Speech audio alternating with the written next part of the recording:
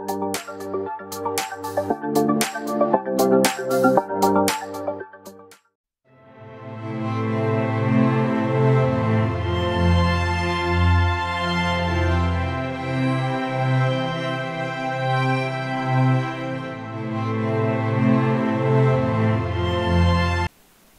Lord. पुन्हा एकदा सर्वांचं मनपूर्वक स्वागत. पास्टर मनोज तेलोरे मिनिस्ट्रीज या यूट्यूब चॅनलमध्ये.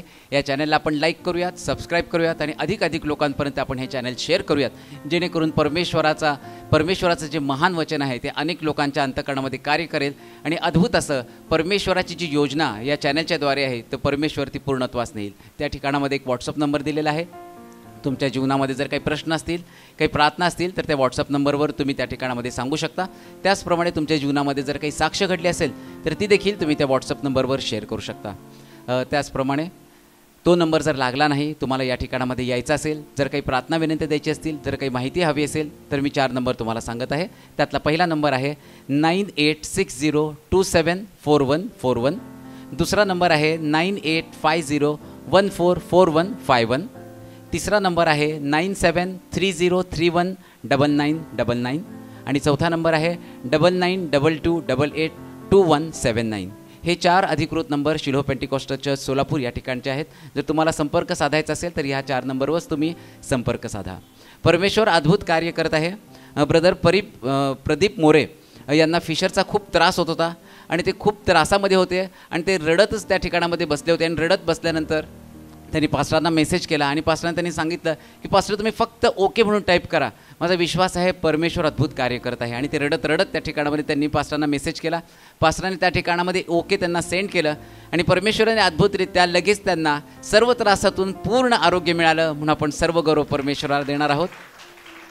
एका बहिणींनी पास्टरांना सांगितलं होतं की त्यांच्या बहिणीच्या वडिलांना ब्रेनचा प्रॉब्लेम झालेला आहे आणि डॉक्टरांनी सांगितलं आहे मुंबईला जे हॉस्पिटलमध्ये जावं लागेल आणि त्या ठिकाणामध्ये गेल्यानंतर त्यांचं ऑपरेशन त्या ठिकाणामध्ये करावं लागेल. आणि हे कळल्यानंतर त्या बहिणीने देखील पास्टरांना मेसेज केला. पास्टरांनी त्या भावासाठी प्रार्थना केली. पास्टरांनी ओके त्या ठिकाणामध्ये सेंड केलं. आणि ज्यावेळेस ते जे हॉस्पिटल मुंबई या ठिकाणामध्ये गेले त्यावेळेस डॉक्टरांनी सांगितलं की ऑपरेशन करण्याची गरज नाही, फक्त गोळ्याने ते पूर्ण आरोग्य त्यांना मिळेल. म्हणून आपण देवाला धन्यवाद देणार आहोत. एका बहिणीने साक्ष सांगितली. त्या बहिणीला जेव्हा इथं चर्चचं काम चालू आहे, बहिणीला त्यांची इच्छा होती की चर्चच्या बांधकामासाठी काही पैसे द्यावेत. त्या बहिणीने 50,000 रुपये या ठिकाणामध्ये बांधकामासाठी पाठवले. आणि पाठवल्यानंतर त्यांनी सांगितलं की एका आठवड्याच्या आतच परमेश्वराने त्यांना अद्भुतरित्या आशीर्वादित केलं. एक नवीन घर त्यांना मिळालं. आणि तेवढंच नाही तर त्यांचा मुलगा जो आहे डॅनियल, त्याला देखील परमेश्वराने उत्तम एक नवीन नोकरी देखील दिली. म्हणून आपण सर्व गौरव परमेश्वराला देणार आहोत. आपल्या चर्चमधीलच ब्रदर भगीरथ शिवसिंगवाले ते यावेळेस पुढे येतील. Praise the Lord. आपल्या चर्चमधील ब्रदर भगीरथ शिवसिंगवाले हे विटांचा व्यवसाय करतात आणि काही दिवसापूर्वी विटांचं जे काम होतं एका माणसाला त्यांनी दिलं होतं. त्यासाठी त्यांच्याकडनं त्यांनी ॲडव्हान्समध्येच 1.5 लाख रुपये घेतले होते. आणि 1.5 लाख घेऊन गेल्यानंतर 4-5 दिवस तो काम केला आणि त्यानंतर तो मनुष्य निघून गेला.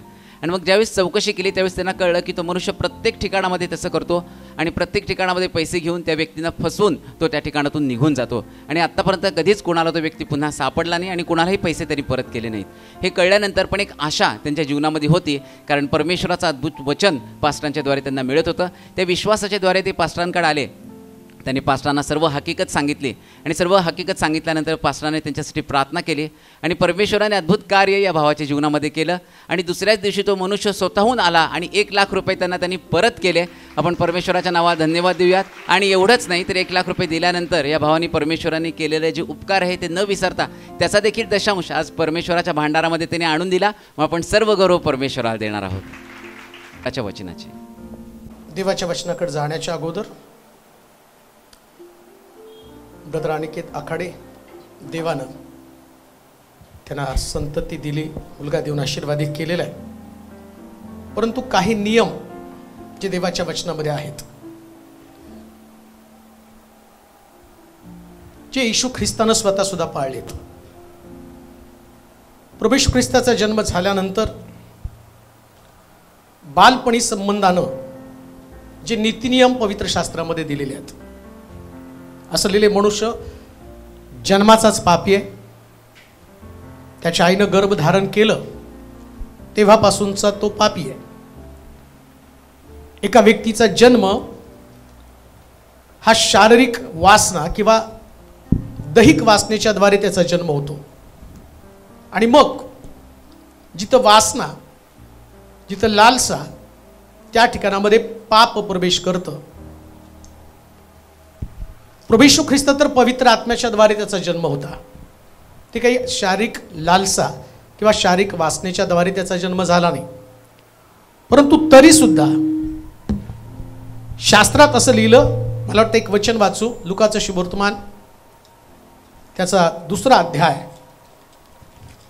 आणि त्याची 22 पासून काही वचनं. लुकाचं शुभवर्तमान 2रा अध्याय 22 पासून काही वचनं.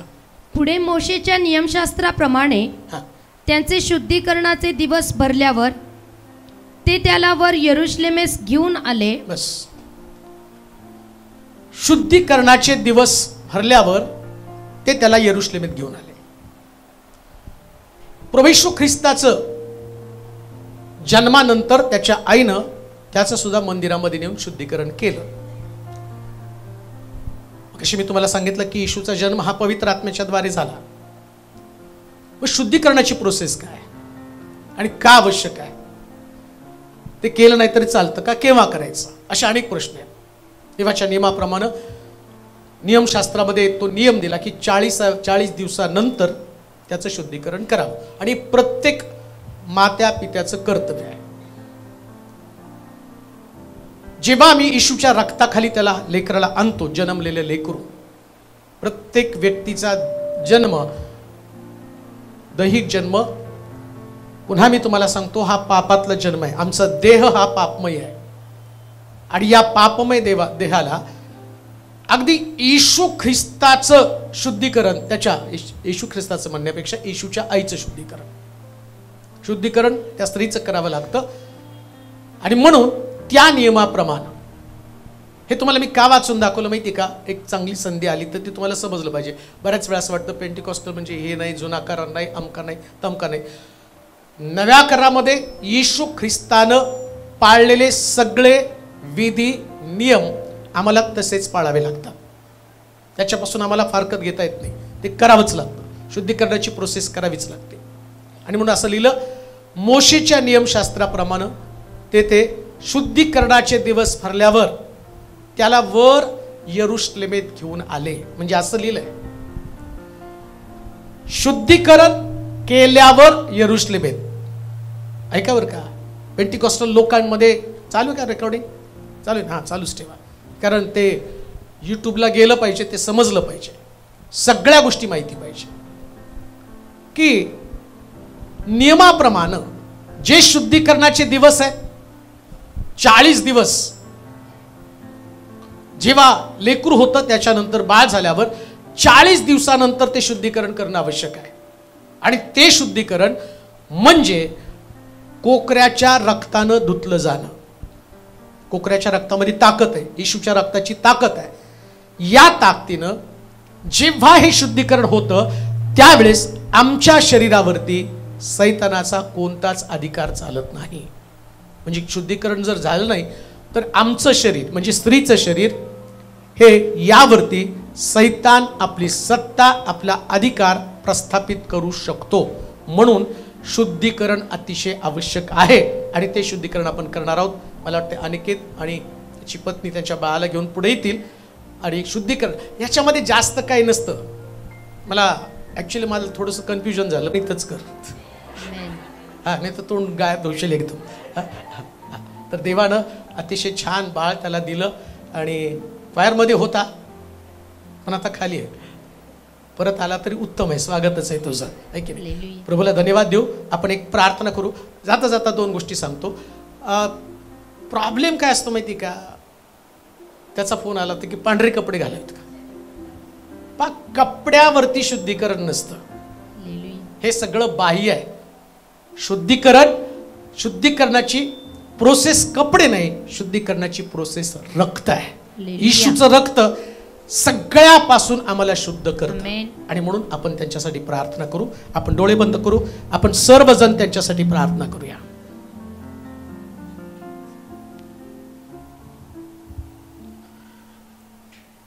सामर्थ्यशाली देवा, तुझी स्तुती करतो, मनापासून तुला धन्यवाद देतो प्रभूजी.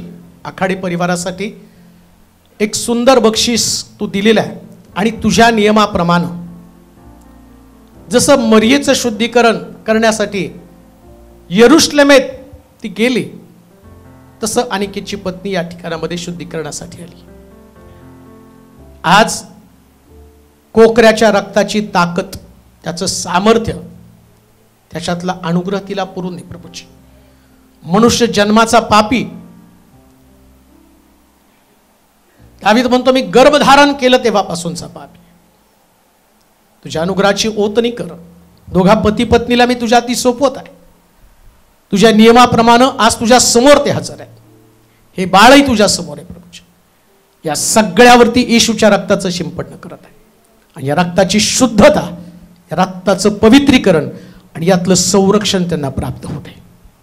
आजपासून ते जेव्हा एकमेकासमोर उभं राहतील तेव्हा येशूच्या रक्तातली शुद्धता त्यांना जाणवते. आणि जेव्हा सैतान त्यांच्याकडे पाहिल तेव्हा या रक्ताची भीती त्याला वाटते, कारण या रक्तानं त्यांना तो खंडून घेतलेले. उभं कर तुझ्या गौरवामध्ये आणि प्रभू त्यांचा बचाव कर. वाढव तुझ्या सानिध्यात, तुझ्या समक्षतेमध्ये. मला माहिती आहे जी वचनं तुम्ही ऐकली त्या वचनानं तुम्ही शुद्ध झालेला आहात, असं लिहिलंय शास्त्रामध्ये. आज आमच्याकडं वचन आहे, आमच्याकडे येशू आहे आणि या दोन्हीच्या द्वारे यांना शुद्ध कर, तुझ्या गौरवासाठी उभा कर. येशूच्या नावात ही प्रार्थना विनवणी केली म्हणून तो ऐक. आमेन, आमेन. स्तुती करतो पुन्हा एकदा, प्रभूला धन्यवाद देतो. आम्हाला माहिती की आम्ही सर्वजण येशू ख्रिस्ताच्या जन्म सोहळ्यामध्ये मग्न आहोत. तारणाऱ्याचा जन्म, उद्धारकर्त्याचा जन्म, आणि याचं स्वागत करण्यासाठी जगातली प्रत्येक व्यक्ती उतावीळ आहे, प्रत्येक व्यक्ती. परंतु स्वागत करायचं कसं, कसं सामोरं जायचं, काय केलं पाहिजे, अनेक प्रकारचे प्रश्न लोकांच्या डोक्यामध्ये. आणि मी अनेक दिवसापासून सांगत आहे, ज्या पद्धतीनं हा ख्रिस्त जन्मचा सोहळा किंवा नाता आम्ही साजरा करत आहोत, जग साजरं करत आहे, परंतु शास्त्रामध्ये या येशूला कसं स्वीकारावं, कशा पद्धतीनं त्याचं स्वागत करावं हे माहीत असलं तरच या ख्रिस्त जन्माचं तुम्हाला त्याचा फायदा तुम्हाला होणार आहे. एक गोष्ट ध्यानात ठेवा, ज्या अनेक देवांपैकी तो देव नाही, त्याचं देवत्व वेगळं आहे, त्याचं येणं या पृथ्वी तलावरती. असं लिहिलं, जेव्हा जगामध्ये पाप वाढतं तर पाप त्याचा नाश करण्यासाठी, पाप्यांचा नाश करण्यासाठी देवाला जन्म घ्यावा लागला. पण पापी कमी नाही झाले, पापी तर वाढलेत, पाप वाढलं. मग देवाच्या पुत्राचं या पृथ्वी तलावरचं आगमन कशा पद्धतीनं आम्ही त्याचं स्वागत केलं पाहिजे, आमची भूमिका काय. मला माहिती की आम्ही येशूच्या जन्माचा पाळणा पण म्हणू शकतो, नाही का. ठरवलं तर आम्ही म्हणू शकतो, त्याला त्या पाळण्यात ठेवू शकतो, मग त्याला झोका पण देऊ शकतो, बाळा झुजूर, ते पण करू शकतो आम्ही, का तर शेवटी येशूचा जन्म, त्याचं सेलिब्रेशन. पण या सगळ्या गोष्टी करत असताना जेव्हा देव ही संकल्पना येते ना, तेव्हा मनुष्य एक प्रकारे कठोर बनायला सुरुवात होतो. धर्म माणसाला कठोर बनवतो, तत्व माणसाला कठोर बनवतात आणि धर्म माणसाला लढवतो. ऐका, यहुदी धर्मामध्ये पण तीच गोष्ट घडली. यहुदी धर्म, येशू ख्रिस्त यहुदी होता, यहुद्यांमधनं त्याचा जन्म झाला. बरं, यहुदी लोक, या यहुद्यांमध्ये सुद्धा भयानक प्रकारचं जर तुम्ही बघितलं तर असं लिहिलं, अमालेकी सापडले तर त्यांना मारून टाका, तुकडे करा, समूळ नाश करा. मग यहुदी धर्म हा धर्म सुद्धा जर तुम्ही बघितलं तर मारणारा, झोडणारा, तोडणारा धर्म होता. बरं, आता काय घडलं बरं का, मी तुम्हाला आता हा शेवटचा ख्रिसमसचा संदेश असेल, कारण 25 तारखेला वेगळा संदेश द्यावा लागेल. त्यामुळं मला माहिती की लिमिटेशन्स आहे सगळं सांगण्यासाठी. आणि अजून तुम्ही मला 10 वर्ष, 20 वर्ष, किती वर्ष सांगायला लावले तरी येशूचा जन्म संपणार नाही, त्यातले सिद्धांत संपणार नाही. फार बारकाईनं देवाच्या वचनाचा अभ्यास केला आणि त्यातनं काही गुपित, काही रहस्य किंवा मनुष्याला जगण्यासाठी असणारी तत्व, ही तत्व आमच्या लक्षामध्ये येतात. काय तत्व आहे, काय प्रिन्सिपल आहे आणि कोणत्या प्रिन्सिपलनं आम्ही जगावं, काही सिद्धांतावरती आम्ही आमची इमारत रचावी. यहुदी धर्म होता. यहुदी धर्म एक प्रकारे अमालेकी, कनानी या सगळ्यांमध्ये एक प्रकारचा वाद निर्माण केला. मारत होते, तोडत होते, सिद्धांतासाठी लढत होते, धर्मासाठी एकमेकाला मारण्याचं काम केलं जात. मग येशू ख्रिस्त यहुद्यांमध्येच त्याचा जन्म, यहुदीच आहे तो, यहुद्यांमधूनच त्याचा जन्म झाला. मग यहुद्यांमध्ये सिद्धांत आहे, तत्व आहे आणि हे तत्व अनुसरत असताना आम्ही पाहतो पौलानं सुद्धा काय केलं तर ख्रिस्ती लोकांचा छळ करण्यासाठी आपल्या हातामध्ये फरमान घेतलं आणि ख्रिस्ती लोकांना डांबण्यासाठी, मारण्यासाठी त्यानं तयारी केली आणि त्या अनुषंगाने तो गेला. मारलं त्याने, कित्येक लोकांचा छळ त्यानं केला. बघा आता बरं का, येशूचा जन्म कशासाठी झाला हे मी तुम्हाला थोडक्यामध्ये सांगणार आहे, कसं स्वीकारावं त्याला. आता पौलाला तर ख्रिस्त माहीत नव्हता, त्यानं कानोकानी ऐकलेला होता आणि पौल येशू ख्रिस्त पृथ्वी तलावर असताना त्याच्या जवळ पण कधी गेला नाही. आता असं काही नाही की पौल येशूचा जन्म झाला त्या येशू होता त्यास पौल काही आणि जन्मला नव्हता असा पण प्रकार नव्हता. पौल होता परंतु पौल त्यानं येशूला कधी जाणून घेतलं नाही. त्याला येशू या गोष्टीमध्ये जरा सुद्धा रस नव्हता. आजही तीच गोष्ट आहे बरं का. मी तुम्हाला हे त्याचं सार सांगण्यामागं काय माहिती का, लोकांना आहे त्या धर्मामध्ये खूप रमून गेलेत आणि त्याच्यातच त्या नामाचा येशू नाही जाणून घ्यायचा. येशू जाणून घेतल्यानंतर काय होतं आणि कसं येशूला आम्ही स्वीकारायचं ते मी तुम्हाला सांगणार. आता या पौलाला येशू माहित नाही. मग पौलानं काय केलं, ख्रिस्ती लोकांचा छळ करण्यासाठी तो बाहेर पडलेला आहे. येशू माहित नाही तोपर्यंत एक मनुष्याची भावना ही बदल्याची भावना आहे. बदला, मारणं, घात करणं, नाश करणं. बरं, पौल हा धार्मिक आहे. पौल काही जगिक व्यक्ती नाहीये. पौल यहुदी आहे. तो काही साधा सुद्धा नाही. अख्खं बायबल त्याचं पाठ आहे. सगळं बायबल ज्ञात आहे बरं का त्याला. सगळ्या बायबलच्या खाचाखोचा त्याला माहिती आहे. इतका जबरदस्त प्रकारचा पौल व्यक्ती. परंतु तो व्यक्ती या धर्मांधपणानं वेडा झालाय, कट्टरपणानं वेडा झाला आणि त्याला कळत नाही की त्या ख्रिस्ती लोकांना मी मारण्यासाठी जात आहे आणि त्या ख्रिस्ताचं दर्शन, या दर्शनामुळं ते मरण्यासाठी तयार आहेत. एकीकडं मारणार आहे आणि दुसरीकडं मरणार आहेत. ऐका बरं का, पौल मारण्यासाठी निघाला आणि पौलाला येशूचं दर्शन झालं. आता पौल म्हणतो देहासंबंधानं मी मोठ्या पेचात आहे. जिवंत आहे तर प्रभूची सेवा करेल, मेलो तर प्रभूला भेटायला जाईल. हे दर्शन आहे. जेव्हा ख्रिस्त समजतो ना तेव्हा ही जी भावना आहे ती भावना बदलून जाते. आज तीच गोष्ट आवश्यक आहे. धर्म तुम्हाला लढवण्यासाठी, मारण्यासाठी तत्व आहे, पंथ आहे. आज तुम्ही बघा, नाताळाचा सोहळा सगळीकडे आहे पण सगळ्यांचे सोहळे वेगळे आहेत. सीएनआयचा वेगळा, बॅप्टिस्टचा वेगळा, शिलोचा वेगळा, सगळ्यांचे वेगळे. पूर्वी सगळे एकत्र यायचे, आता येत नाहीत. ते म्हणतात नाही, आपलं आपण करू. आता विचार करा, सगळ्यांचा येशू, मग त्याच्यामध्ये सगळ्यांमध्ये असे मतभेद का निर्माण झाले बरं? एवढं कोण मंडळीमध्ये सुद्धा मतभेद असतात, चर्चमध्ये सुद्धा मतभेद असतात.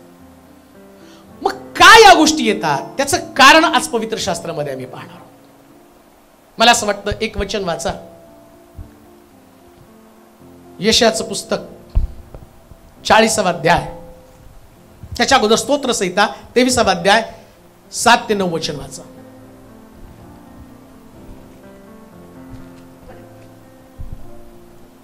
तेवीस 7 नाही, एक मिनिट.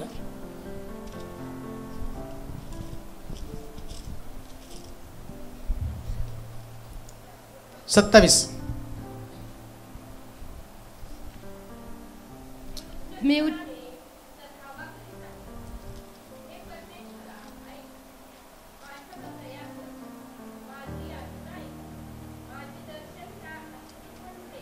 तेव्हा माझे हृदय.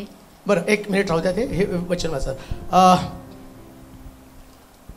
आत्ता मी सांगितलं तुम्हाला, यशाचं पुस्तक 40वा अध्याय 1 पासून. सांत्वन करा, सांत्वन करा, माझ्या लोकांचे सांत्वन करा. माझ्या लोकांचे सांत्वन करा, असे तुमचा देव म्हणतो. असे तुमचा देव म्हणतो. यरुशलेमेच्या मनाला, यरुशलेमेच्या मनाला धीर येईल, धीर येईल, असे बोला. असे बोला. तिला पुकारून सांगा, तिला पुकारून सांगा, तुझे युद्ध संपले आहे. तुझे युद्ध संपले आहे. तुझ्या पापांबद्दलचा दंड, तुझ्या पापांबद्दलचा दंड मिळाला आहे. मिळाला आहे. परमेश्वराच्या हातून, परमेश्वराच्या हातून तुझ्या सर्व पापांचा, तुझ्या सर्व पापांचा तुला दुप्पट बदला मिळाला आहे. तुला दुप्पट बदला मिळाला आहे. घोषणा करणाऱ्यांची वाणी, घोषणा करणाऱ्यांची वाणी ऐकू येते की, ऐकू येते की, अरण्यात परमेश्वराचा मार्ग, अरण्यात परमेश्वराचा मार्ग सिद्ध करा. सिद्ध करा. आमच्या देवासाठी, आमच्या देवासाठी रानात सरळ राजमार्ग करा. रानात सरळ मार्ग, राजमार्ग तयार करा.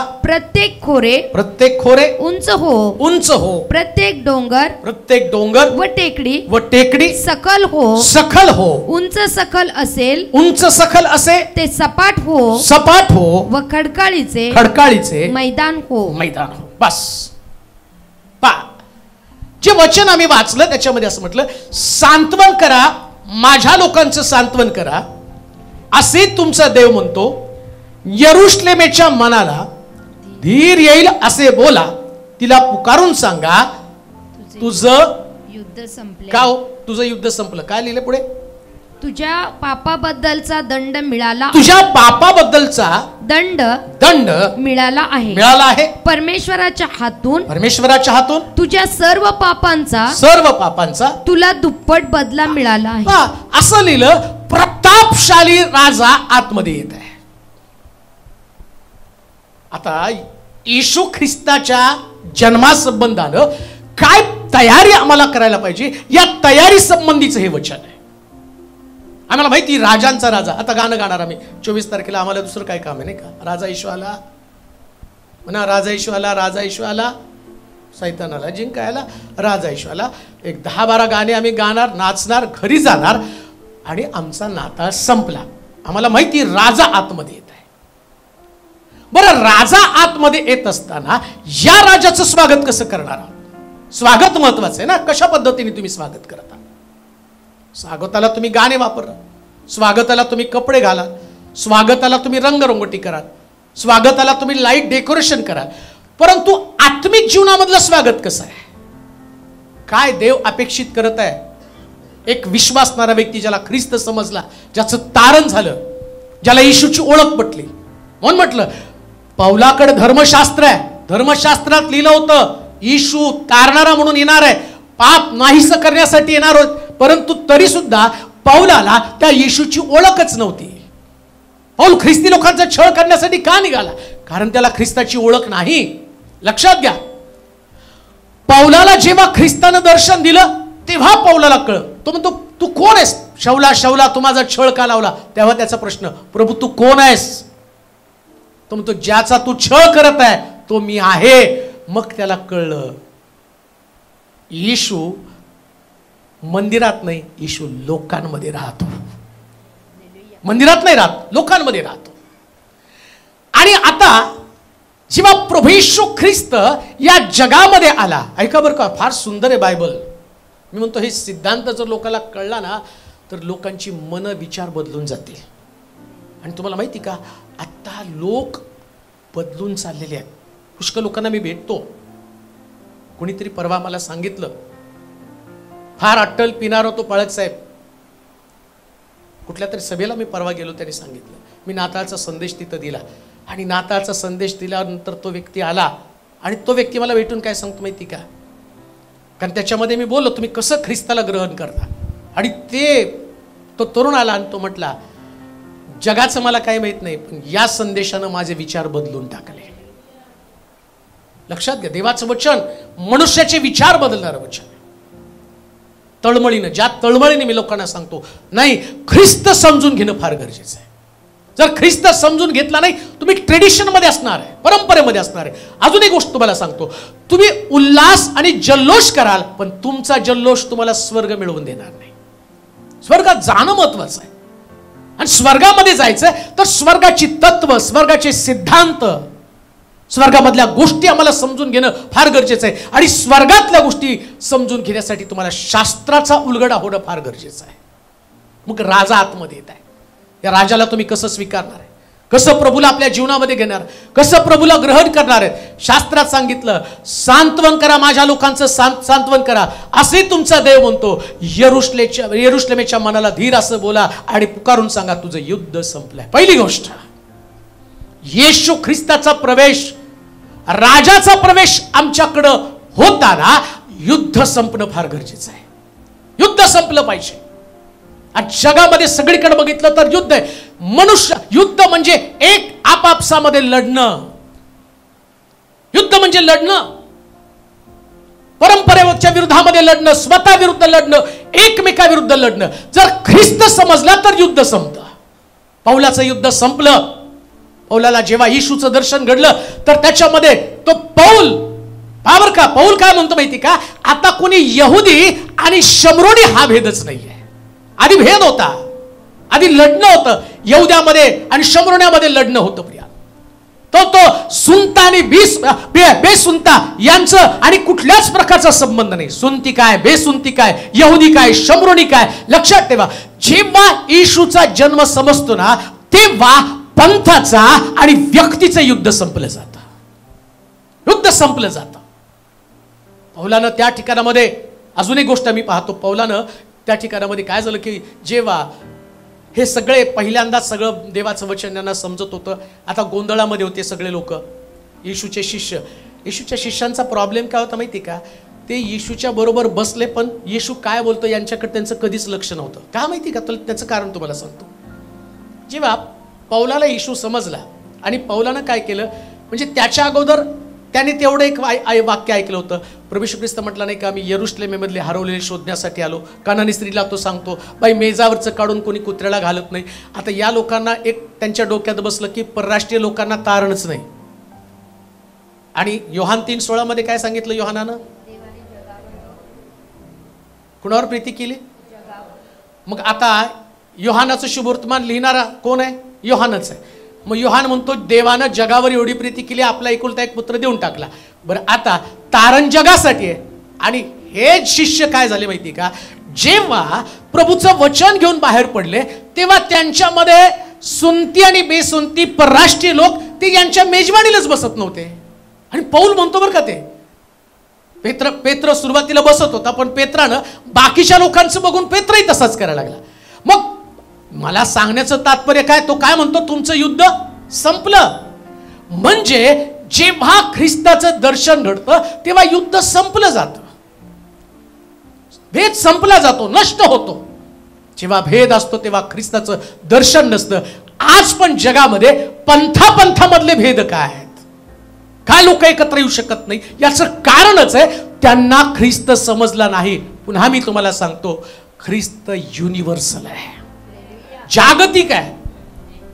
तुमचं झगडणं रक्त मांसाबरोबर नाही. आम्ही एकमेकाविरुद्ध लढू शकत नाही. आमचं खरं युद्ध सैतानाबरोबर आहे. सत्ता, अधिकार व आकाशातल्या दुरात्मा समूह यांच्या विरोधात आमचं युद्ध आहे. म्हणून लक्षात ठेवा, माणसातली युद्ध संपली पाहिजे. कसं ख्रिस्ताला घेणारा, जर येशूला तुम्ही आपल्या जीवनामध्ये घेतात तर आपापसातलं युद्ध बंद करा. एकमेकाशी लढू नका. लढायचंय तुमच्या विचारांविरुद्ध, लढायचंय तुम्हाला तुमच्या प्रवृत्ती विरुद्ध, लढायचंय तुमच्यातल्या पापाविरुद्ध. जर पापाविरुद्ध तुम्ही लढला नाही तर लक्षात ठेवा, तुम्हाला ख्रिस्ताचं दर्शन कधी घडणार नाही. पहिल्यांदा शास्त्र सांगतं त्यानं आमच्या मधली आणि पापाची आडभिंत नाहीशी केली. युद्ध करायचं कशासाठी, बायबल सांगतं तुझं युद्ध संपलं. वाचा बरं ते वचन परत. सांत्वन करा, माझ्या लोकांचे सांत्वन करा, सांत्वन करा असे तुमचा देव म्हणतो. यरुशलेमेच्या मनाला धीर येईल असे बोला. तिला पुकारून सांगा, तुझे युद्ध संपले आहे, तुझे युद्ध संपलं आहे. तुझ्या पापाबद्दलचा दंड मिळाला आहे परमेश्वराच्या हातून. मी कसं तुम्हाला समजावून सांगावं मला समजत नाही. युद्ध जे आहे ना ते दोन लोकांमध्ये युद्ध आहे. जे प्रभू येशू ख्रिस्ताच्या काळामध्ये सुद्धा बरं का, हा देव कसा वेगळा आहे मी ते तुम्हाला सांगत आहे. युद्ध ज्यांच्या हातात शास्त्र आहे आणि युद्ध ज्यांच्याकडे शास्त्र नाही यांचं युद्ध आहे. नीट ऐका बरं का, नीट ऐका. युद्ध कोणाचं आहे? आणि तो देवाचं वचन जेव्हा तुम्हाला बारकाईनं समजेल ना, तेव्हा आपोआप तुम्ही नम्र व्यक्ती बनता. काय बायबल आहे आणि कसं ते माणसाला वाचवतं ते मी तुम्हाला सांगत आहे. काय येशू ख्रिस्त पृथ्वी तलावरती आला बघा बरं का. प्रभू येशू ख्रिस्त जेव्हा यरुशलेमेत त्यानं प्रवेश केला, यरीहोमध्ये प्रवेश केला, जक्कयाच्या घरी गेला आणि जक्कयाच्या घरी एवढे सगळे लोक, धार्मिक लोक पण त्याच्या मागे होते. आणि मग त्वरा कर खाली ये, आज मला तुझ्या घरी जेवायला यायचं. जक्कयाच्या घरी जेवायला गेला, जक्कयाच्या घरी जेवायला गेला, शिमोनाच्या घरी जेवायला गेला. सगळे जकातदार आणि पापी लोक. आता हे येशूच्या मागे चालणारे लोक ते काय म्हणतात, तुझा गुरु नेहमी पापी लोकांच्याच घरी जातो. युद्ध कुणाचं आहे? धार्मिक आणि पापी. आता इथं वाचनात काय सांगितलं? आता वाचा परत वचन. तुझ्या पापाचा, तुझे युद्ध संपले आहे, हा, तुझ्या पापाबद्दलचा दंड, तुझ्या पापाबद्दलचा दंड, बघा, तुझ्या पापाबद्दलचा दंड मिळाला आहे. तो किती मिळाला? परमेश्वराच्या हातून हा, तुझ्या सर्व पापांचा हा, तुला दुप्पट बदला मिळाला. किती बदला मिळाला? म्हणजे आता युद्ध का संपवायचंय? सगळ्या पाप्यांसाठी देवानं दुप्पट मोबदला मिळवलेला दिलेला आहे. आणि म्हणून आता पापी आणि हे धार्मिक युद्ध संपलेलं आहे. मग देवाच्या वचनामधलं नीतिमान, आता समजा मी धार्मिक म्हणून प्रभू समोर आलो, शास्त्र घेऊन प्रभू समोर आलो. जसं मी पाहतो मंदिरातली प्रार्थना आहे, तो म्हणतो की याच्यासारखं मी नाही, याच्यासारखं मी पाप करत नाही. युद्ध कोणतं आहे? तिथं पण युद्ध चालू आहे. एक परुषाचं युद्ध, शास्त्राचं युद्ध, आणि दुसरा पापी व्यक्ती. झालं काय? तिथं त्या पापी व्यक्तीला यानं पाहिलं आणि हा परुषी, हा धार्मिक व्यक्ती त्या पाप्याचं पाप दाखवायला लागलेलं. शास्त्रात काय लिहिलं? राजा आतमध्ये आला कशासाठी? पापाचा दंड देण्यासाठी, आणि तो दुप्पट दंड देण्यासाठी. म्हणून लक्षात ठेवा, येशूकडे येण्याचा मार्ग सगळ्यात सोपा मार्ग का माहितीये का? जगामध्ये मोक्ष मिळवण्यासाठी जन्म घ्यावा लागतो. मोक्ष मिळवण्यासाठी जन्म घ्यावा लागतो. काही लोक म्हणतात ना, मागच्या जन्मीचं पाप म्हणून आमच्या वाटेला भोग आले. आता ऐका, राजा आल्यावर काय घडतं ते मी तुम्हाला सांगतो. देवानं मानव म्हणून जन्म घेतला आणि मोक्ष तुम्हाला फुकट देऊन टाकला. आता तुम्हाला दुसरा जन्म घेण्याची गरज नाही. पापातनं सुटण्यासाठी तुम्हाला दुसऱ्या जन्माची गरजच नाहीये. आणि शास्त्रात लिहिलं, तुझ्या पापाचा दुप्पट मोबदला. मला ज्यावेळेस माझ्याकडं, मी स्वतःकडे पाहतो त्यावेळेस मला असं वाटतं जगातला पौल म्हणतो मी सगळ्यात जगातला मोठा पापी व्यक्ती आहे. हे पौलाचं कन्फेशन काय? कारण त्याला माहिती आहे की जेव्हा धार्मिकतेची प्रौढी माझ्याकडे येईल त्यास मी माझ्याकडे पाहिल, त्यास जगातला सगळ्यात मोठा पापी मी मला दिसणार आहे. पण जेव्हा मी क्रुसावरच्या येशूकडे पाहिल तेव्हा मला कळेल माझ्या पापाचा दुप्पट मोबदला त्यांनी चुकवला. म्हणून आता माझ्या ठाई पाप नाही, माझ्या ठाई ख्रिस्त आहे. माझ्या ठाई पाप नाही, आता मी येशूच्या द्वारे नीतिमान बनलोय. म्हणून लक्षात ठेवा, धार्मिक आणि अधार्मिक यांचं युद्ध संपलं पाहिजे. शास्त्रातल्या गोष्टींमध्ये आम्ही एकमेकाशी युद्ध करता कामा नये. तत्वांचे युद्ध करू नका, सिद्धांताचे युद्ध करू नका. जगातल्या लोकांना युद्धाची गरज नाही, तर जगातल्या लोकांना शांतीची गरज आहे. आणि शास्त्र सांगतं येशू ख्रिस्त शांतीचा अधिपती आहे. शांती कशानं? कशी शांती निर्माण? जेव्हा पापाचा मोबदला दिला जाईल तेव्हा शांती प्रस्थापित होते. एक व्यक्तीला शांती मिळण्यासाठी आवश्यक गोष्ट कोणती माहिती का? पापाची टोचणी मनुष्याला अशांत करत असते. त्याची टोचणी पापाची, त्याला केलेल्या पापाची टोचणी. अजून एक गोष्ट तुम्हाला सांगतो, देवाला पाप कधीच आवडत नाही. हा पहा, जगाचं पाप हरण करणारा म्हणजे पाप काढून घेणारा. पाप नाही आवडत त्याला, कधीच पाप आवडत नाही. तो पाप्यांवर प्रीती करतो पण पापावर प्रीती करत नाही. त्या बाईला त्याने विचारलं, बाई तुला कोणी दंड दिला नाही का? ती म्हटली नाही. तो म्हटला, जा मी पण तुला माफ करतो, पण इथून पुढं पाप करू नकोस. म्हणजे जिथं पाप आहे तिथं देवाचा पुत्र राहत सुद्धा नाही. येशूचा जन्मच मुळामध्ये पाप नष्ट करण्यासाठी. आता बघा, युद्ध काय? पाप पाप करणारा आणि पाप न करणारा. आणि तो म्हणतो तुझ्या पापाच्या मोबदल्यामध्ये मला दुप्पट दंड मिळाला, मी दंड स्वीकारला. आता विचार करा, तुम्ही मंदिरामध्ये असणारी प्रत्येक व्यक्ती, जगामध्ये ज्याला ख्रिस्त समजला त्या प्रत्येक व्यक्तीमध्ये ज्यानं येशूनं जन्म गेला, आता तो व्यक्ती पापी नाहीच आहे. तो कसा पापी असेल? बरं, येशूकडे आल्यावर येशूनं त्या स्त्रीला पकडून आणल्यावर तो म्हटलं, बाई तुला कोणी दगड मारला का नाही का? ते म्हटलं नाही, जा मी पण तुला माफ केलं. आता तिला दगड मारणारे कोण आहेत? युद्ध संपलं, युद्ध संपलं. तसं आम्ही युद्ध संपवणं फार गरजेचं आहे. जर ख्रिस्त आला तर युद्ध संपलं पाहिजे. दुसरी गोष्ट वाचा, सांत्वन करा, पुढे वाचा. सांत्वन करा माझ्या लोकांचं सांत्वन करा असे तुमचा देव म्हणतो. यरुशलेमेच्या मनाला धीर येईल असे बोला, तिला पुकारून सांगा, तुझे युद्ध संपले आहे. पहिली गोष्ट, युद्ध संपलं. तुझ्या पापाबद्दलचा दंड मिळाला आहे. परमेश्वराच्या हातून तुझ्या सर्व पापाचा तुला दुप्पट बदला मिळाला आहे.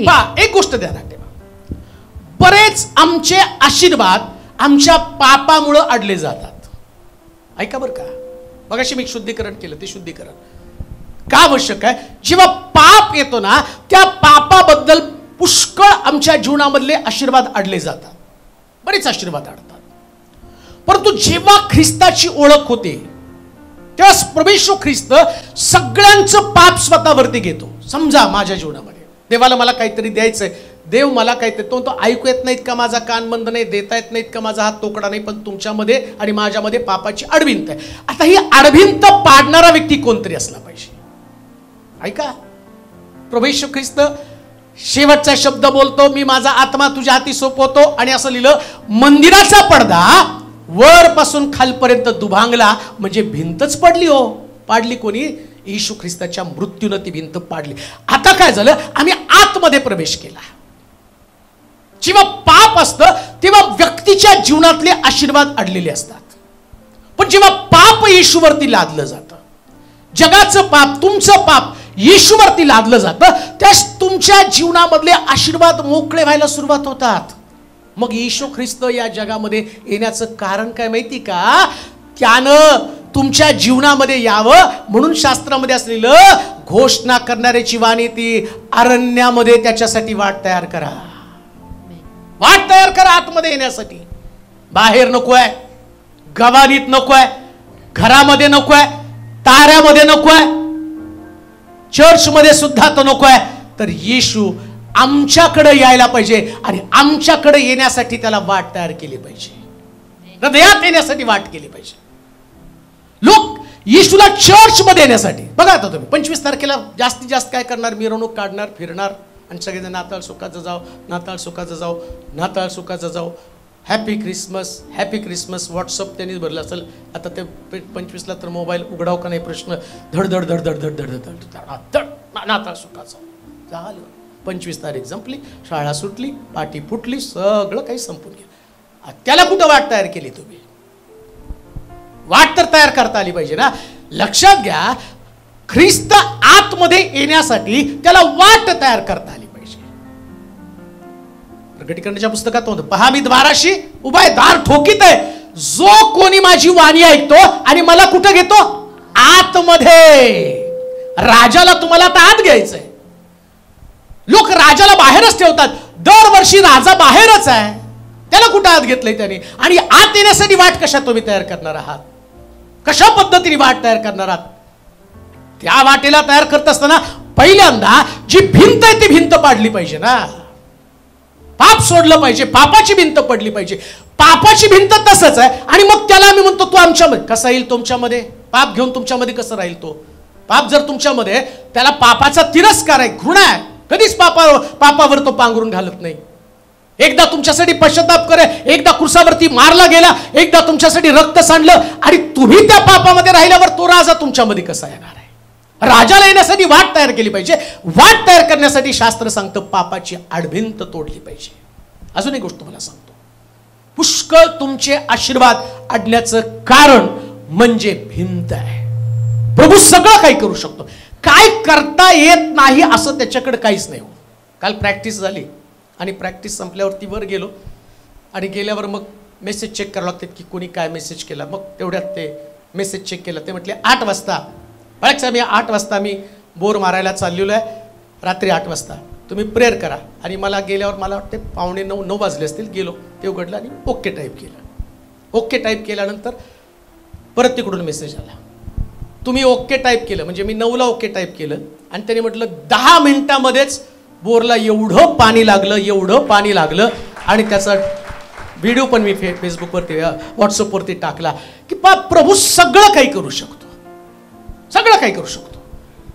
म्हणजे या राजामध्ये ताकद आहे. तुम्ही त्याला आत घेतलं, खडक फोडून सुद्धा त्या ठिकाणातनं पाणी काढण्याची क्षमता त्याच्यामध्ये. अजून एक कोणीतरी बहीण, तिने पण सकाळी मेसेज केला आणि सांगितलं, तुमच्या चर्चमध्ये आले, बाप्तिस्मा घेतला, माझ्या मुलीला 5 वर्ष लग्नाला झालेली होती आणि 5 वर्ष लेकरासाठी प्रयत्न करतो, तो इंजेक्शन दिले, काय केलं पण तिला लेकरं होत नव्हती. आणि मग डॉक्टर म्हटले आता शेवटचा प्रयत्न, आता जर इंजेक्शन देऊन या उपचारानं जर तिला लेकरू झालं नाही तर मग तिला ते काहीतरी नळी वगैरे टाकून तिला आणि टेस्ट बेबीच्या द्वारे तिला लेकरू होण्यासाठी आपल्याला ट्राय करावा लागेल. परंतु तुमच्या चर्चमध्ये आले, बाप्तिस्मा घेतलो आणि घरी गेलो आम्ही आणि त्याच्यानंतर आता टेस्ट केली तर माझी मुलगी प्रेग्नंट आहे. राजा आला तर सगळं काही घडलं जातं. राजाला आतमध्ये घ्यायला पाहिजे, लक्षात घ्या. आणि अजून एक गोष्ट तुम्हाला सांगतो, राजा सर्वश्रेष्ठ आहे, बाकी सगळं दुय्यम आहे. माझ्यासाठी महत्वाचं काय असेल तर राजा. आणि या राजाचा स्वीकार करत असताना शास्त्र काय सांगतं 3ऱ्या वचनामध्ये, घोषणा करणाऱ्यांची वाणी ऐकू येते की अरण्यात परमेश्वराचा मार्ग सिद्ध करा, आमच्या देवासाठी रानात सरळ राजमार्ग करा, प्रत्येक खोरे उंच हो, प्रत्येक खोर उंच हो. आता या राजासाठी राजमार्ग तयार करताना पहिल्यांदा सगळ्यात मोठं अडखण खोर आहे. खोर म्हणजे खड्डा. तुम्हाला खोर नाही समजणार. आपण सोलापुरात राहतो, आपल्याला खड्डे नाही का रस्त्यात जाताना दिसतात, सगळीकडे खाच खळगे. आता बघा, समजा सोलापूरमध्ये मोदींनी सांगितलं शिलो चर्चकडे मला जरा भेट दे, येणार नाही पण म्हणूनच ते पंतप्रधान म्हटले की नाही मला शिलो चर्चला भेट द्यायची. मला वाटतं आपला चर्चचा परिसर एवढा भारी होईल नाही का. प्रार्थना करा एकदा त्यांनी यावंच इकडं, घेऊन येईल प्रभू त्याला. एवढं भारी, सगळीकडचे खड्डे बुजवले जातात, कुठंच तुम्हाला दिसणार नाही, सगळीकडे पट्टे रोडला मारलेले आहेत. का? जिथं खड्डे आहेत त्या खड्ड्याला पहिले भरण्याचं का तर पंतप्रधान येताना त्यांना खड्ड्याचा धक्का लागू नये ना. आता राजा पण आमच्यामध्ये येतो.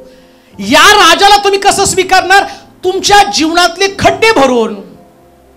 काहीतरी खड्डे आमच्यामध्ये, हो कोणते खड्डे आहेत आमच्यामध्ये आम्ही आठवण केली पाहिजे. पहिला तर खड्डा प्रभू येशू ख्रिस्ताने शिष्यांमध्ये पाहिला. कोणता खड्डा माहिती का?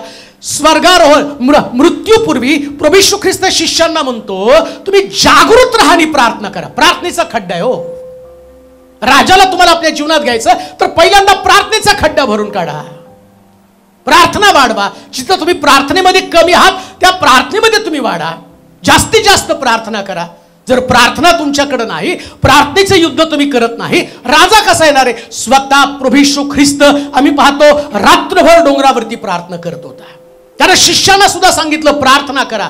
आज आमच्या जीवनामध्ये प्रार्थनेला किती महत्व आहे. अनेक लोकांच्या जीवनामध्ये राजा येऊ शकत नाही कारण त्यांच्यामध्ये प्रार्थना नाही. म्हणून आम्ही पाहतो येशू ख्रिस्त स्वर्गारून होताना त्याने सांगितलं यरुशलेम सोडून जाऊ नका, पित्यानं देव केलेला कैवारी आत्मा विशेष प्रकारची देणगी तुमच्याकडे यावं म्हणून यरुशलेमे तुम्ही एकत्र जावा. आणि शास्त्र सांगतं 10 दिवस पर्यंत ते एकत्र जमले आणि त्यांनी प्रार्थना केली. 10 दिवस प्रार्थना. पवित्र आत्मा येशूचं दर्शक आहे. येशू गेला आणि पवित्र आत्मा त्यांच्यामध्ये आला. जो मंडळी प्रार्थना करत नाही, जो व्यक्ती प्रार्थना करत नाही तो खऱ्या रीतीने नाताळ साजरा करत नाही. गाणारे पुष्कळ लोक तुम्हाला सापडतील, वाजवणारे तुम्हाला पुष्कळ सापडतील, कपडे घालून स्किट करणारे, डान्स करणारे तुम्हाला पुष्कळ सापडतील, परंतु खरा ख्रिसमस प्रार्थनेनं सुरुवात होतो. प्रियानं, प्रार्थना हे आमचं जीवन, हे आमचं तत्व, हे आमचा सिद्धांत असला पाहिजे. म्हणून लक्षात ठेवा, प्रार्थनेचं सगळ्यात आणि चांगली बाजू कोणती माहिती का? प्रार्थना मनुष्याचं शुद्धीकरण करण्याचं काम करते. जेव्हा तुम्ही प्रार्थना करता आपोआप देवाशी तुमची कनेक्टिव्हिटी वाढते आणि परमेश्वराचा आत्मा तुमच्याशी बोलत असतो आणि प्रार्थनेच्या द्वारे तुमच्या जीवनातली कमतरता दूर होऊन जाते. म्हणून पहिला खड्डा जर कोणता भरायचा असेल तर ख्रिस्ताचा स्वीकार करताना प्रार्थना केली पाहिजे. प्रार्थना करा. बघा तुम्ही कॅरलला फिरणाऱ्या लोकांना तुम्ही प्रार्थना सांगा, भजन गाणं नाही येणार त्यांना. एक गाणं असं गातील 2 तास त्याला आलाप देतील आणि प्रार्थना सांगितली तर 1 मिनिटात गुल. का हो? गाणं सोपं आहे, देवाशी कनेक्टिव्हिटी स्थापन करणं फार कठीण आहे. आणि लक्षात ठेवा, ज्याला ख्रिस्त समजतो तो प्रार्थना करणारा व्यक्ती बनतो. राजाचा स्वीकार करताना पहिल्यांदा प्रार्थनेला त्याचा खड्डा तुम्ही बुजवून टाका. दुसरी गोष्ट, हा दुसरा खड्डा कोणता आहे? जो प्रत्येक शिष्यांमध्ये तो खड्डा आहे. प्रत्येक शिष्यांमध्ये प्रभू येशू ख्रिस्तानं या शिष्यांचं बारकाईनं अवलोकन केलं, विश्लेषण केलं, त्यांच्याकडे बारकाईनं पाहिलं आणि तो शिष्यांना काय म्हटलं माहिती का? तुमची एकमेकावर प्रीती असेल तर लोक तुम्हाला माझे. म्हणजे कोणता खड्डा आहे हो? प्रीती न करणं हा खड्डा आहे. प्रीतीच नाही हो, सगळं आहे. प्रीती नाहीये. मग प्रीती असणं म्हणजे काय? प्रीती म्हणजे सहनशीलता. प्रीती म्हणजे अपकार न स्मरणं. कोणी तुमचं वाईट केलं तर ते स्मरण न करणं, त्याला प्रीती म्हटलेलं आहे. प्रीती सहनशील आहे, प्रीती परोपकारी, प्रीती फुगत नाही, प्रीती बढाई मारत नाही, प्रीती हेवा करत नाही. या सगळ्या गुणांमधली असणारी प्रीती, हा प्रीतीचा खड्डा. आमच्यामध्ये प्रीतीची भर आम्ही टाकली पाहिजे. आता मी तुम्हाला ते सगळे वचन वाचून दाखवायला माझ्याकडे वेळ नाही, परंतु म्हटलं सात्विकतेमध्ये खरेपणा, खरेपणामध्ये प्रीती, या सगळ्याची भर तुम्ही टाकत चाला म्हटलं. म्हणजे हे खड्डे तुम्हाला बुजवता आले पाहिजे.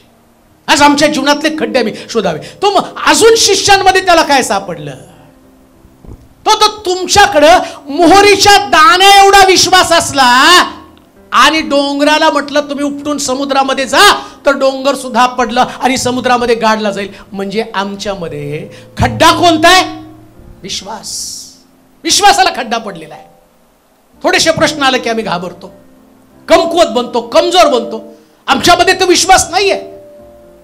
शास्त्र तर सांगतं तुमच्याकडे मोहरीच्या दाण्या एवढा विश्वास पाहिजे. आज लोकांमध्ये सगळं आहे पण त्यांच्याकडे विश्वास नाही. आणि जर तुमच्याकडे मजबूत विश्वास असेल तर लक्षात ठेवा, तुमचा मजबूत विश्वास तुम्हाला देवामध्ये भक्कमपणे उभं राहण्यासाठी मदत करतो. भक्कमपणे. शद्रक मेशक अबेदnego म्हणतात, राजा या भट्टीतनं सोडवायला माझा देव समर्थ आहे, पण सोडवलं नाही तरी या मूर्तीला दंड. याला विश्वास म्हटलेला. भट्टी पाहिल्यावर सुद्धा मन कचरून जात नाही. लक्षात ठेवा, तुमच्या प्रत्येकाच्या जीवनामध्ये काहीतरी प्रश्न आहेत. पुष्कळ लोकांना असं वाटतं की नाही आम्ही ख्रिस्ताला माझ्या व्हॉट्सअपवर एकाने पाठव, 2 वर्ष झालं तुमच्या ख्रिस्ताला स्वीकारलंय पण 2 वर्षात माझ्या घरामधले प्रश्न सुटले नाहीत. कशाला स्वीकारलं? ख्रिस्ताला यासाठी स्वीकारलं की तुमच्या जीवनातले प्रश्न जावेत. मी म्हटलं ख्रिस्त यासाठी स्वीकारायचं नाही की जीवनातले प्रश्न जावेत. ख्रिस्त यासाठी स्वीकारायचा की स्वर्गात जावं. सगळ्यात महत्वाची गोष्ट स्वर्ग आहे. म्हणतो म्हटलं 2 हात असून नरकात जाण्यापेक्षा 1 हात असून स्वर्गात जाणं बरं. 2 डोळे असून नरकात जाण्यापेक्षा 1 डोळा असून स्वर्गामध्ये जाणं. सगळ्यात महत्वाची गोष्ट स्वर्ग आहे आणि त्या स्वर्गात जाण्यासाठी तुम्हाला मजबूत विश्वासाची गरज आहे. राजा तसा येणार नाही. तसा नाही येणार राजा. म्हणून तर त्याने शिष्यांना विचारलं, लोक मला काय म्हणून समजतात? मग त्याने म्हटलं, कोणी म्हणतं तुम्ही संदेष्टा आहात, कोणी म्हणतं तुम्ही मोशे आहात, कोणी म्हणतं तुम्ही एलिया आहात. पेत्राला त्यांनी, तुम्हाला काय समजतो? तो म्हटलं तुम्ही ख्रिस्त जिवंत देवाचे पुत्र आहात. त्याचा विश्वास काय? ख्रिस्त जिवंत देवाचे पुत्र. लक्षात ठेवा, माझा विश्वास काय? येशू देवाचा पुत्र आहे, बस. तो देवाचा पुत्र आहे, तो सगळं काही करण्यासाठी समर्थ आहे. काय नाव आहे त्याचं? अद्भुत, मंत्री, समर्थ देव, सनातन पिता, शांतीचा अधिपती. 5 नावं त्याच्याकडे.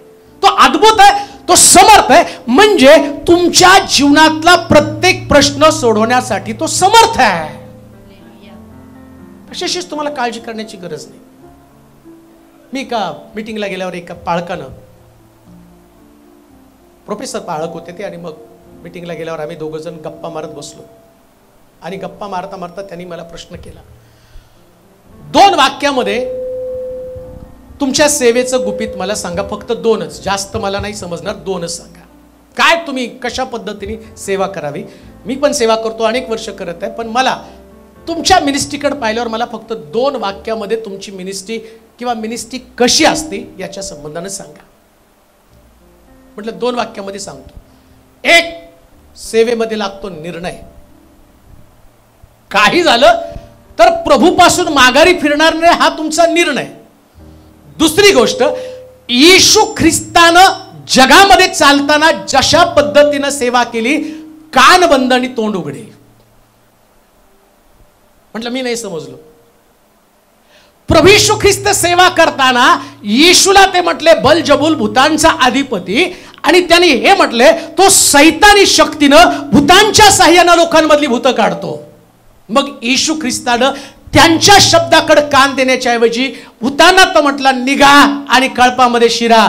येशूनं सेवा केली. सेवेची 2 तत्व जर लक्षात ठेवशील तर आयुष्यात तू कधीच निराश होणार नाही. लक्षात ठेवा, येशू ख्रिस्ताचा सिद्धांत तोच आहे. कोणता? तुमचा देवावरचा विश्वास. तो विश्वास काय की प्रभू सगळ्यात मला सोडवायला समर्थ आहे. आणि मग त्याला माझ्या सगळ्या साक्षी सांगितल्या, कसं जीवनामध्ये कसं मी फिरलो, काय केलो, ते सगळं ऐकत ऐकत तो म्हटला मी हँग झालो, कळलं नाही मला मिनिस्ट्री.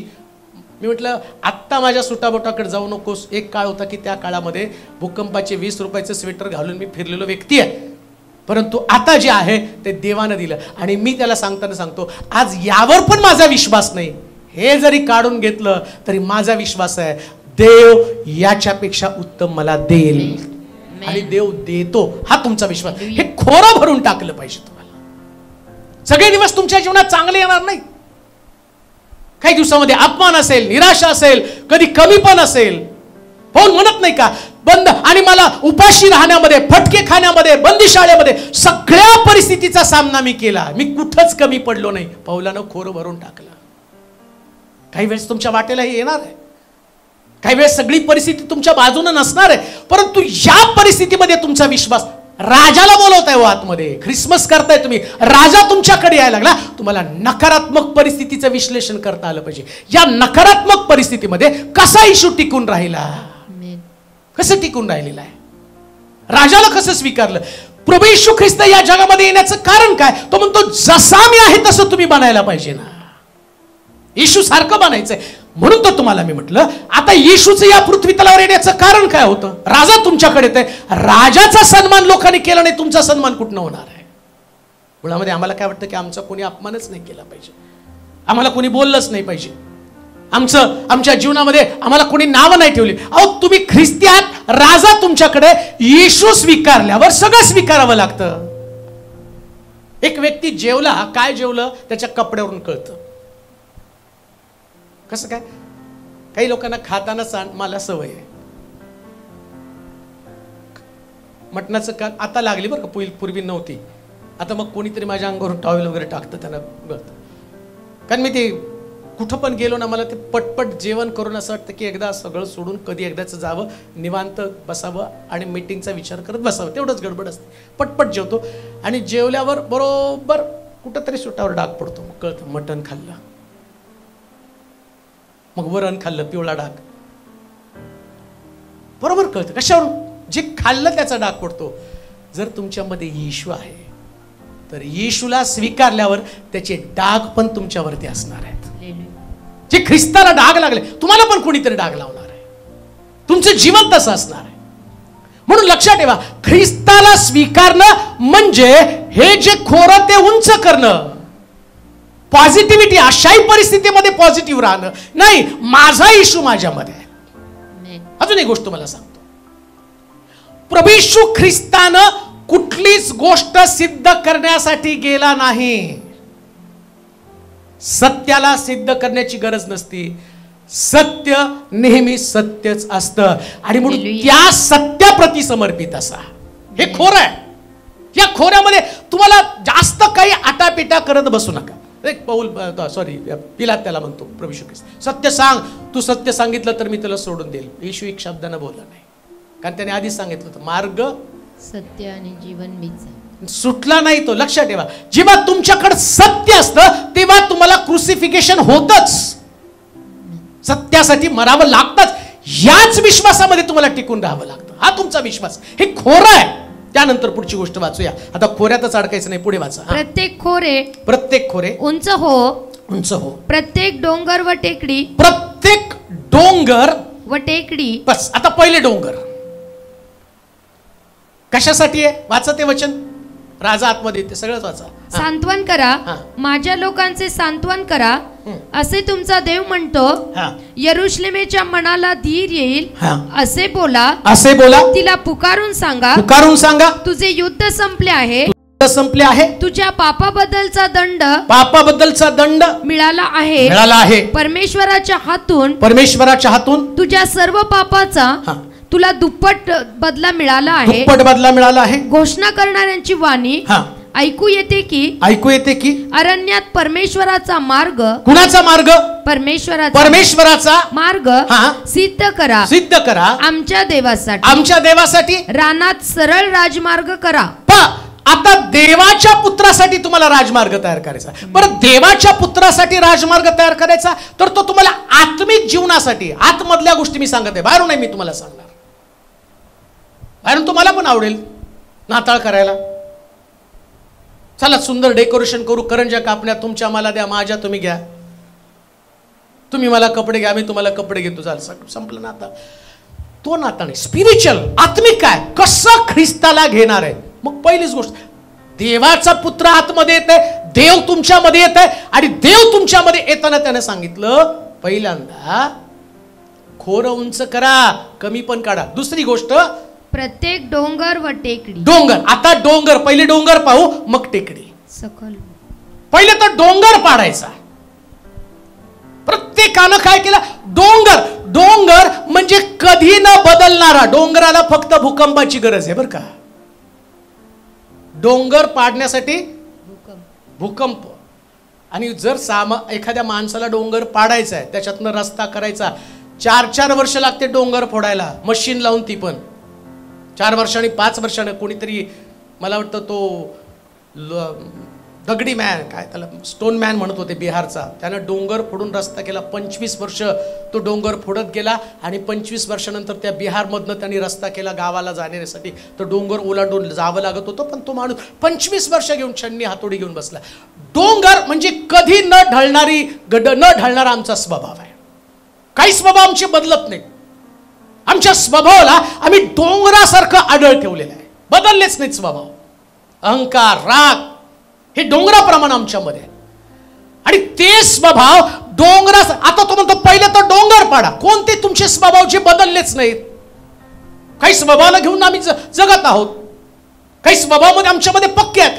किती देवाचं वचन ऐकलं, किती देवाचं वचन सांगितलं, पण ते आमचे स्वभाव बदलत नाही. आणि शास्त्र काय सांगतं? कसा राजा येईल? डोंगर आहे ना आतमध्ये.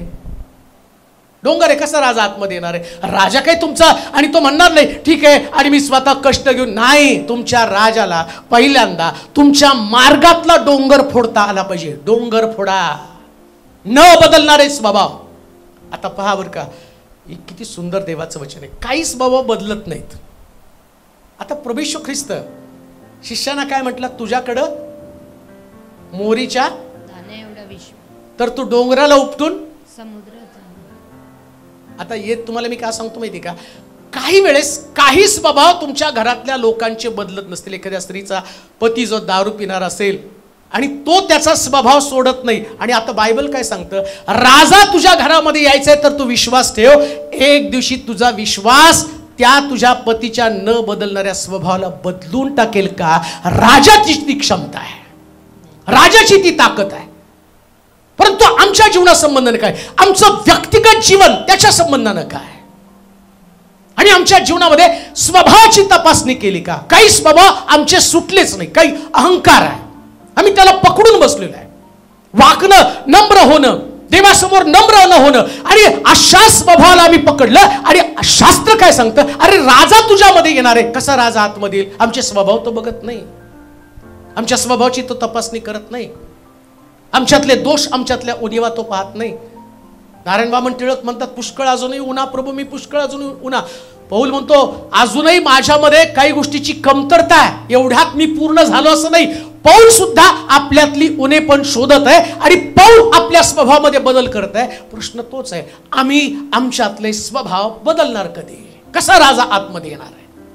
म्हणून म्हटलं लक्षात ठेवा, नाताळ हा नुसता ट्रॅडिशनल असू देऊ नका.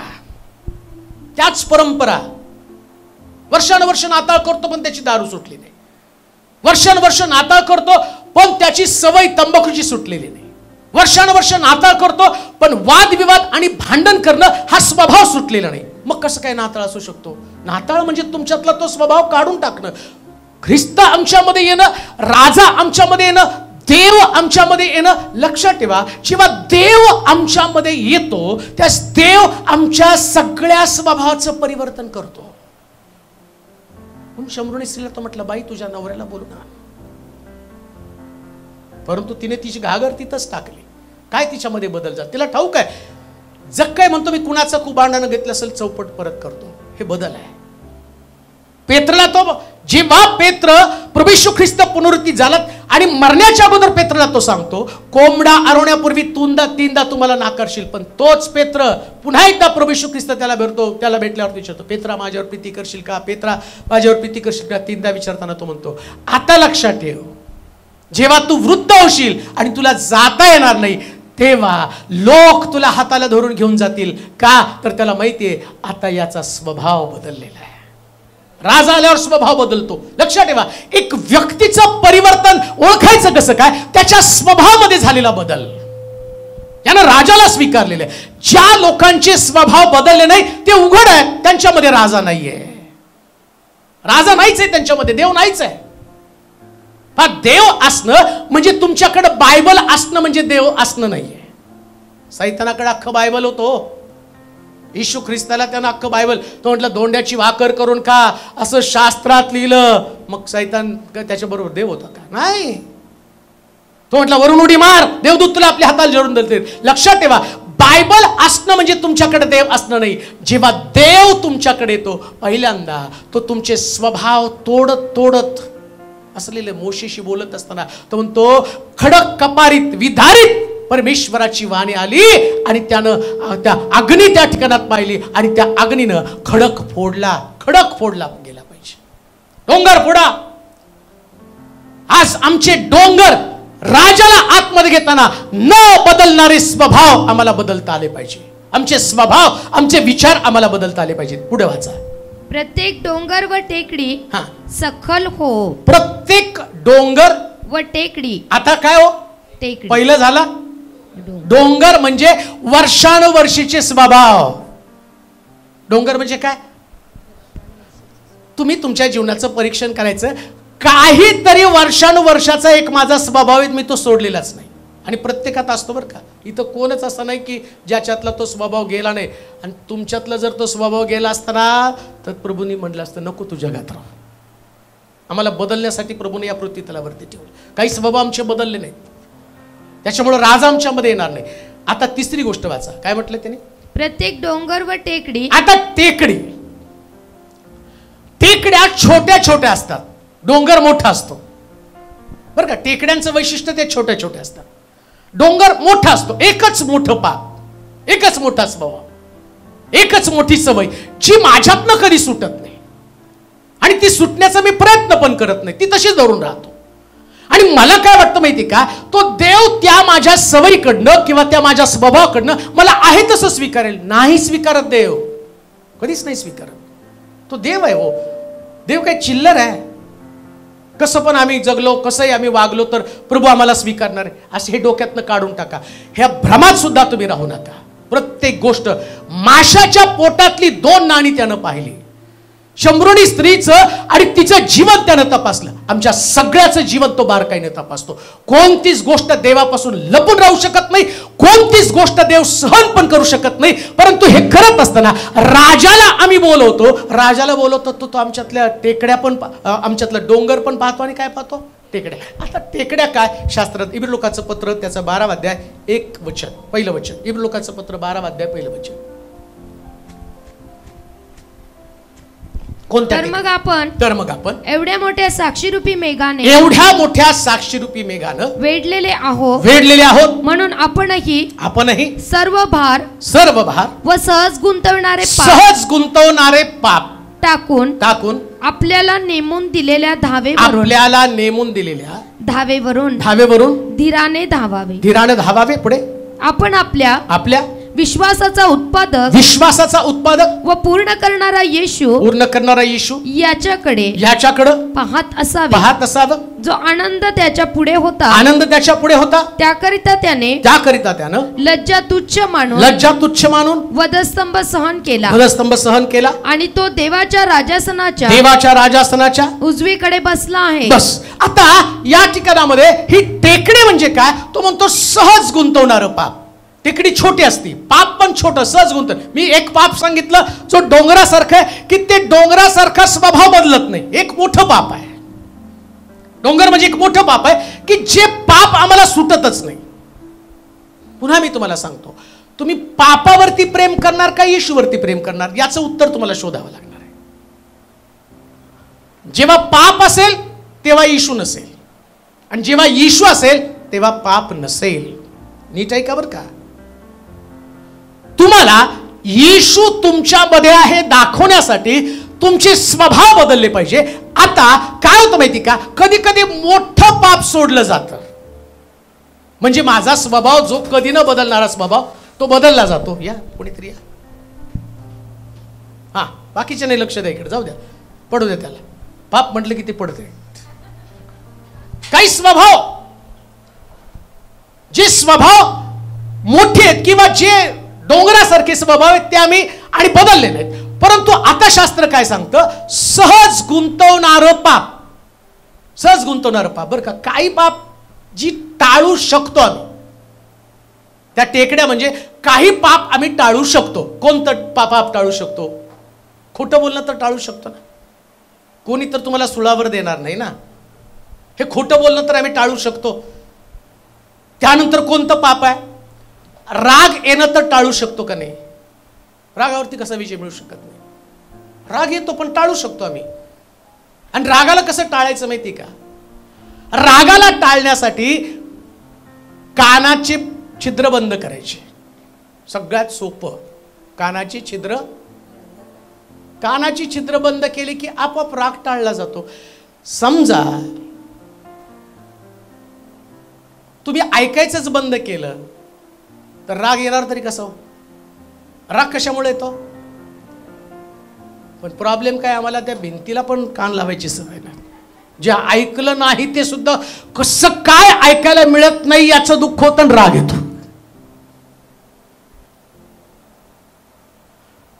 सहज गुंतवणारी पाप आहेत ज्याच्यामध्ये तुम्ही अडकून पडता. सहज गुंतवणारं पाप कोणतं माहिती का? एक व्यक्ती दुसऱ्या व्यक्ती संबंधानं बोलत आहे, ते ऐकणं पण पाप आहे. त्याच्यातनं तुम्ही पळू शकता. काय म्हणलं स्तोत्रामध्ये? धन्य तो पुरुष. पाप कोणतं पाप? कोणाविषयी चर्चा करणं हे सुद्धा पाप आहे असं लिहिलं शास्त्रामध्ये. मग त्याच्या शुभवर्तनात 5व्या अध्यायामध्ये म्हटलं, तुम्हाविषयी लोक लबाडीनं वाईट बोलतील. एखाद्याविषयी वाईट बोलणं हे तुम्ही टाळू शकता, ते उठून जाऊ शकता ना तिथून. त्या पापात कशाला तुम्ही अडकता? हे टेकडे आहेत. आम्हाला ते आवडतं. काय होतं माहिती का प्रॉब्लेम आमचा? आम्हाला नेहमी दुसऱ्या विषयीचं वाईट ऐकणं याच्यामध्ये फार इंटरेस्ट. स्वर्ग खड्ड्यात गेला.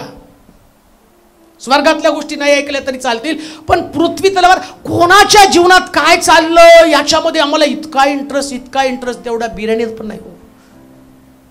ती फोडणी. आणि काही लोकांना ते सांगायची पद्धत झालं, मी पाहिलं डोळ्यानं, आणि त्यांना विचारायचं, नाही मला नाही माहित, मी नाही म्हणलो. सहज गुंतवणारं पाप आहे. लक्षात ठेवा. या पृथ्वी तलावर राहत असताना पवित्र आत्मा तुमचा मार्गदर्शक आहे. पवित्र आत्मा म्हणून म्हटलं, आत्म्याच्या द्वारे निष्पन्न देहाची कर्म तर उघड आहे. जार कर्म, अशुद्धपणा, कामातुरपणा, मूर्तीपूजा, वैर, कलह, चेटके, खून, अजून काय वाचा, गलती करायचं पत्र, काय देहाची कर्म. हे कशापासून? सहज गुंतवणारी पाप आहेत. देहाची कर्म तर उघड आहे, तीही जारकर्म, अशुद्धपणा, कामातुरपणा, मूर्तिपूजा, चेटके, वैर, कलह, मत्सर, राग. हे सगळं सहज गुंतवणार पाप आहे. राग, तट, फुटी, पक्षभेद, हेवा, दारूबाजी, रंगेलपणा आणि अशा इतर गोष्टी, अशा असंख्य गोष्टीत ही सहज गुंतवणारी पाप आहेत. सहज त्याच्यामध्ये माणूस अडकला जातो. सहज रागामध्ये, मत्सरामध्ये अडकून जातो. सहज फुटीमध्ये, पक्षभेदामध्ये अडकून जातो. पौल काय म्हणतो? कोणी म्हणतो मी अपोल्लोसाचा, कोणी म्हणतो पौलाचा. पौल म्हणतो अपोल्लोस कोणी नाही, पौल कोण नाही. मी लावलं, अपोल्लोसनी मी पेरलं, अपोल्लोसनी पाणी घातलं आणि वाढवणारा देव आहे. ही सहज गुंतवणारी पाप आहेत. यातनं तुम्हाला बाहेर पडता आलं पाहिजे. राजा आतमध्ये येतो तर टेकड्या गायब झाल्या पाहिजे. सहज गुंतवणारी पाप. आज लोक सहज गुंतवणाऱ्या पापामध्ये अडकून पडलेले आहेत. मी मागेही सांगितलं, एका ठिकाणात गेल्यावर बोललो, ख्रिसमसचा संदेश देताना सगळ्यात मोठं पाप ख्रिसमसलाच घडतं बरं का माहिती का? सगळे नातेवाईक ख्रिसमसला एकत्र येतात आणि सगळे नातेवाईक एकत्र येऊन चर्चाच करतात, नाही का, याचं असं झालं, त्याचं तसं झालं, याने असं केलं, त्याने तसं केलं. आणि मग आला जगात आला, अरे ते नाही आला, हा आला आग लावायला, भांडणं करायला आणि तुम्हाला पापामध्ये अडकवायला. सहज गुंतवणारं पाप आहे. लक्षात ठेवा, जेव्हा पाप असतं त्या पापापासून पडलंच पाहिजे. गुंतवणारं पाप आहे. आणि तो सैतान फक्त छोटीशी संधी बघतो. तो तुमच्या गप्पा मारता मारता आपोआप तुमच्या जिभेचा ताबा घेतो. बरोबर नाही, पेत्राला तो म्हटलं शिव्या दे, आणि पेत्राने शिव्या दिल्या. त्याने येशूचा नाकार केला, त्याने तलवार काढली. हे सहज गुंतवणारं पाप आहे. पाप करणं हा तुमचा स्वभाव नाही, पण तो येतो आणि राजाला अडखण करण्यासाठी त्या टेकडीला तुमच्यामध्ये उभं करतो. पुन्हा मी तुम्हाला सांगतो, राजा आतमध्ये यायला पाहिजे तर सहज गुंतवणारी पाप बाहेर काढून टाका. जी पाप तुम्हाला कळतंय पाप आहे, हे पापाविषयी जागरूक राहा.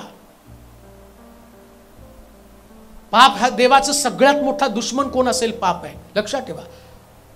आणि कोणतंही पाप देवासाठी छोटं मोठं नाही. पापाला अशी व्याख्याच दिली नाही. दारुड्याला आणि संसाराची चिंता करणाऱ्याला सेम म्हटलेलं आहे. दारू पितो संसाराची चिंता करणं, खून करणं आणि कुणाला तरी वेडगळा म्हणणं, मूर्ख म्हणणं. खून करणं आणि कुणाला मूर्ख म्हणणे दोन्ही सेम पाप आहे बरं का. आम्ही म्हणतो त्यांनी खून केला, तो जेलमध्ये, ते सोड बाजूला. तू कोणाला अरे मूर्खा, अरे वेडगळा म्हटला तर तू खून केल्यासारखं. मी दाखवणार आहे तुम्हाला. तो संदेश मी अजून दिला नाही. तो संदेश मला अजून देण्याची प्रेरणा झाली नाही. ज्या दिवशी मला होईल त्या दिवशी मी तुम्हाला तो सांगेल. बरेच लोक मागे लागले, तो संदेश येऊ द्या, आम्ही खुनी आहोत. पण त्याच्यामध्ये तुम्हाला दिसेल, कोणी आपल्या भावाला मूर्खा म्हटलं तरी सुद्धा तो खून करण्यासारखं पाप. आता सहज गुंतवणार पाप आहे. तोंडात शब्द येतो, अरे मूर्खा, टाळू शकता ना तुम्ही. आणि बघा ते आतमधला आवाज नेहमी म्हणतो, काय अक्कलच नाही, कळतच नाही, मूर्खच आहे, अमकच आहे. सहज गुंतवणारं पाप आहे. सहज तुमच्या हातून घडतं आणि तुम्हाला कळत पण नाही. याचा दंड आम्हाला द्यावा. आम्हाला, तुम्हाला माहिती का, ही गोष्ट तुम्हाला देवासमोर उभी करणार आहे. हो, न्याय करणार आहे तुमचा.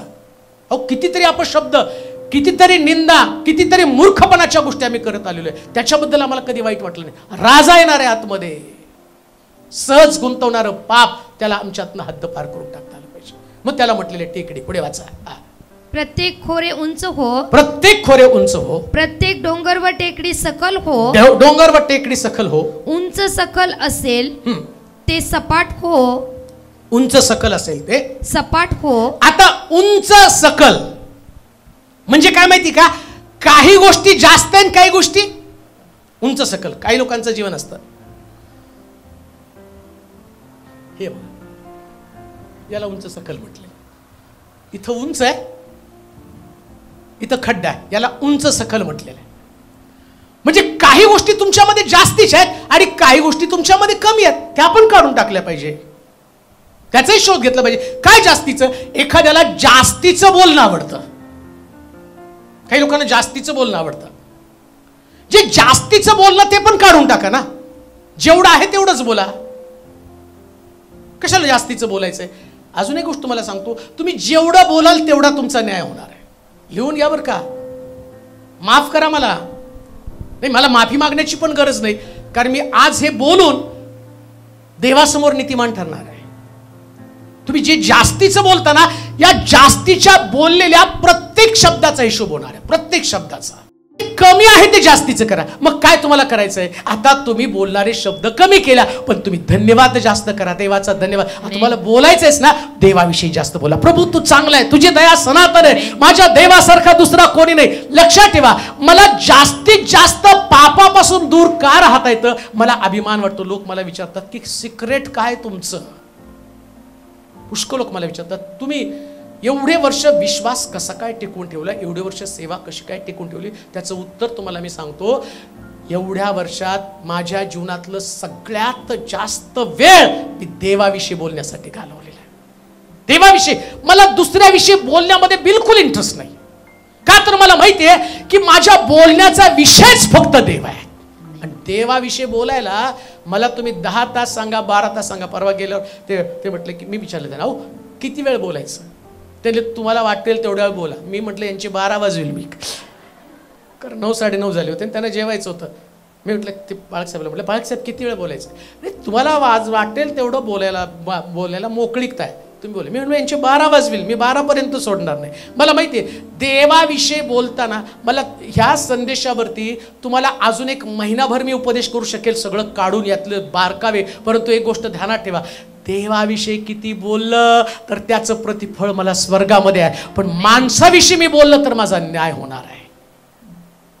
मग जे कमी आहे ते कमी काय, आम्ही जे देवाविषयी बोलणं अधिक करावं. देवाविषयी कमी बोलतो अधिक करा, प्रार्थना अधिक करा, आराधना अधिक करा. जितकं जास्त देवासाठी करता येईल तेवढं अधिक करा. का तर राजा आतमध्ये यायला पाहिजे. राजाला काय आवडतं, प्रभूला काय आवडतं. मग दावीद म्हणतो, मी सकाळी उठून रचून माझ्या देवाला प्रार्थना सादर करतो, कारण त्याला माहिती आहे माझ्या देवाला धन्यवाद देणं आवडतं. दानिएल म्हणतो, दिवसातनं 7 वेळा मी तुझी स्तुती करतो, आराधना करतो आणि 3 वेळा तुझी प्रार्थना करतो. दानिएलानं सुद्धा आपल्या जीवनातलं कमी पण काढून टाकलं. जे उंच सखल आहे ते उंच सखल आहे ते सपाट होऊन जाऊ द्या प्रिया. जेव्हा देव तुमच्याकडे पाहिजे, बॅलन्स तुमचं जीवन दिसणार, बॅलन्स एकदम सपाट. त्याच्यामध्ये कुणाविषयी वाईट बोलणं नाही, देवाला धन्यवाद देणं, प्रार्थनेचं जीवन आहे. जेव्हा तुम्ही देवाच्या मंदिरात जाताना तुमच्याकडं फक्त देवाचं वचन आणि देवाची संगती घेऊन प्लेन बाहेर पडलं पाहिजे. प्लेन एकदम शांतीनं. पुढे वाचा. उंच सकल असेल ते सपाट हो व खडकाळीचे मैदान हो. आता काय म्हटलो, खडकाळीचे मैदान हो.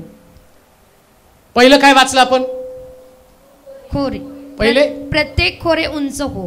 प्रत्येक खोरं उंच हो. खोरं म्हणजे तुमचं कमी पण. दुसरी गोष्ट, प्रत्येक डोंगर म्हणजे तुमचा वर्षानुवर्ष न बदलणारा स्वभाव. तिसरी गोष्ट, व टेकडी सखल हो.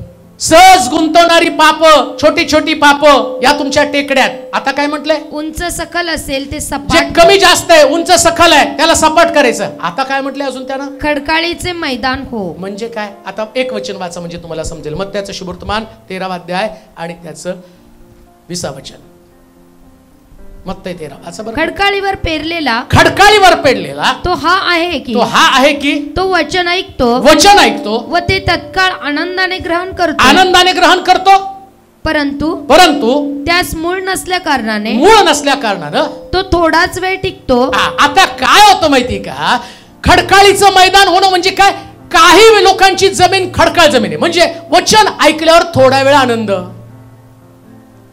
पण त्याला मूळच नाही ना. आतमध्ये कुठं माती आहे, आतमध्ये माती नाहीच आहे, सगळी दगड आहेत. बरं, आनंद त्या दिवसापुरता वाटला, त्या दिवशी वाटलं नाही आता पाप सोडायला पाहिजे, आता स्वभाव बदलले पाहिजे, आता अमकं केलं पाहिजे, आता प्रभूला समर्पित व्हायला पाहिजे, आता देवाला आपलं जीवन द्यायला. हे सगळं तात्पुरतं टेम्पररी बरं वाटतं, पण मूळ कुठे आहे. मूळ असणं म्हणजे काय माहिती का, प्रभूचं वचन आहे तसं स्वीकारणं. पहा, 2 व्यक्तित्व तुमच्यामध्ये असतात.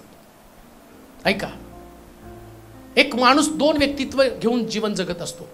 शास्त्रातल्या गोष्टी मी तुम्हाला सांगतो, मी इकडचं तिकडचं तुम्हाला कुठं सांगणार नाही. आणि हे आमचं जीवन कशापैकी आहे ते आम्हाला जाणून घेणं फार गरजेचं. मग अशी एक प्रार्थना पाडी सिस्टरने केली होती, त्याच्यामध्ये असं म्हटलं, प्रभू येशू ख्रिस्ताचा स्वीकार अनेक लोकांनी केला नाही, हेरोदानं पण स्वीकार केला नाही. हेरोदानं प्रभू येशू ख्रिस्ताच्या जन्माची वेळ जाणून घेतली आणि त्यानं काय केलं तर येशूला मारण्याचा प्रयत्न केला. हेरोदाची ते विचार आहेत, ते त्याचे विचार आहेत. आता बघा इथं काय म्हटलं, जर खडकाळ जमीन असेल तर वचन आतमध्ये जात नाही, थोडा वेळ आनंद वाटतो, परंतु ते ग्रहण केल्यावर पुन्हा ते मुळासकट जळून जातं. म्हणजे काय होतं माहिती का, एक व्यक्ती दोन प्रकारे वचन स्वीकारतो.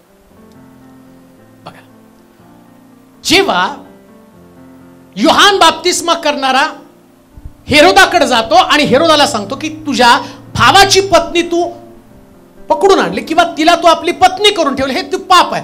आता या व्यक्तीने इकडे दाविदाला पण तीच गोष्ट नाथान संदेष्टा बोलतो की तो त्यानं काय सांगितलं, तुझ्या सैनिकाची पत्नी तू आपल्या घरी आणली, तू व्यभिचार केला. दाविदानं पश्चाताप केला, रडला.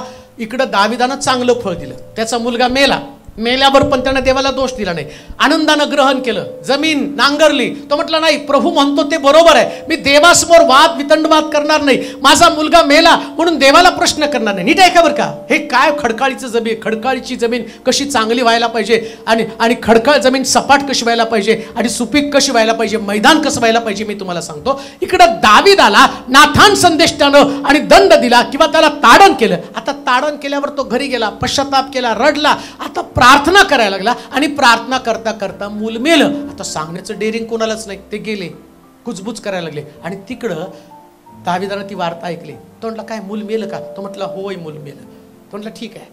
गेला बाथरूममध्ये गेला, कपडे काढले, आंघोळ केली, राजवस्त्र घातली आणि म्हटला मेजवानी करा. सगळ्या लोकांना पंक्तीला बसवलं.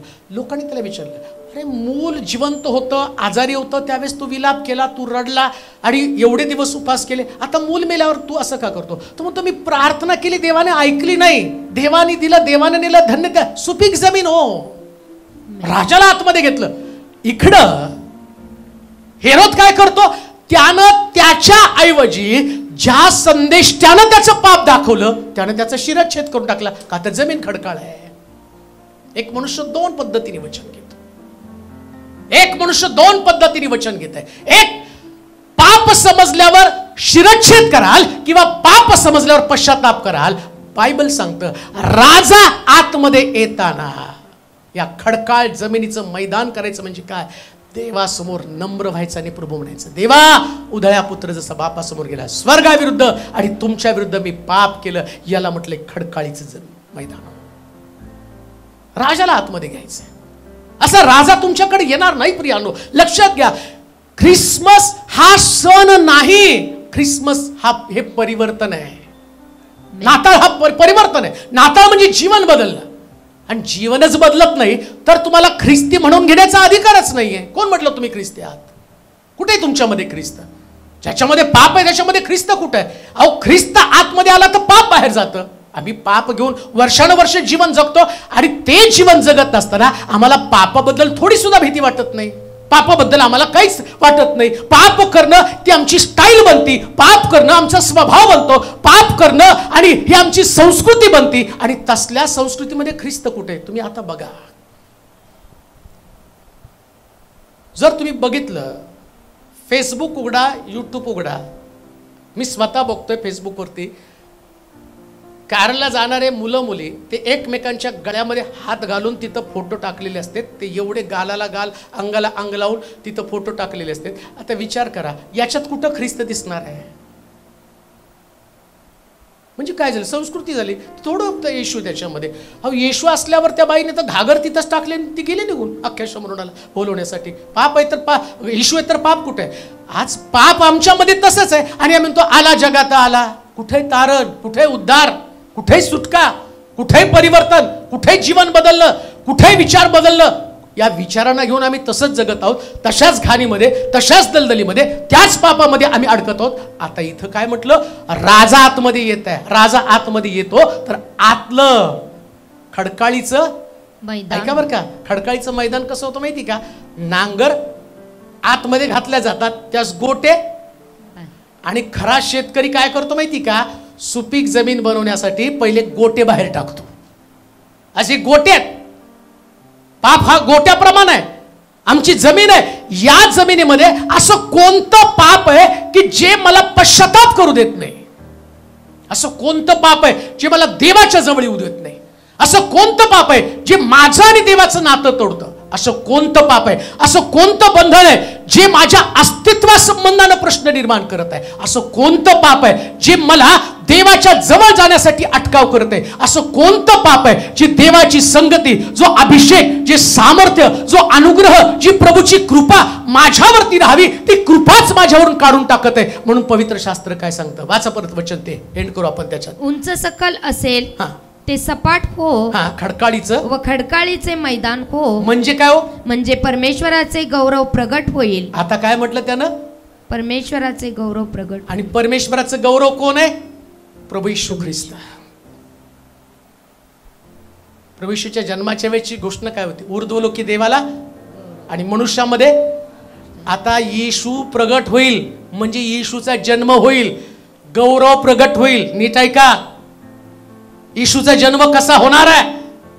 आज अजून एक संदेश ना आत्ताच लिहून ठेवायला सांगितलं त्यांना. ते 25 तारखेला त्यांना चर्च सुटल्यावर जायचं. ते म्हटले मला आधीच संदेश लिहून ठेव.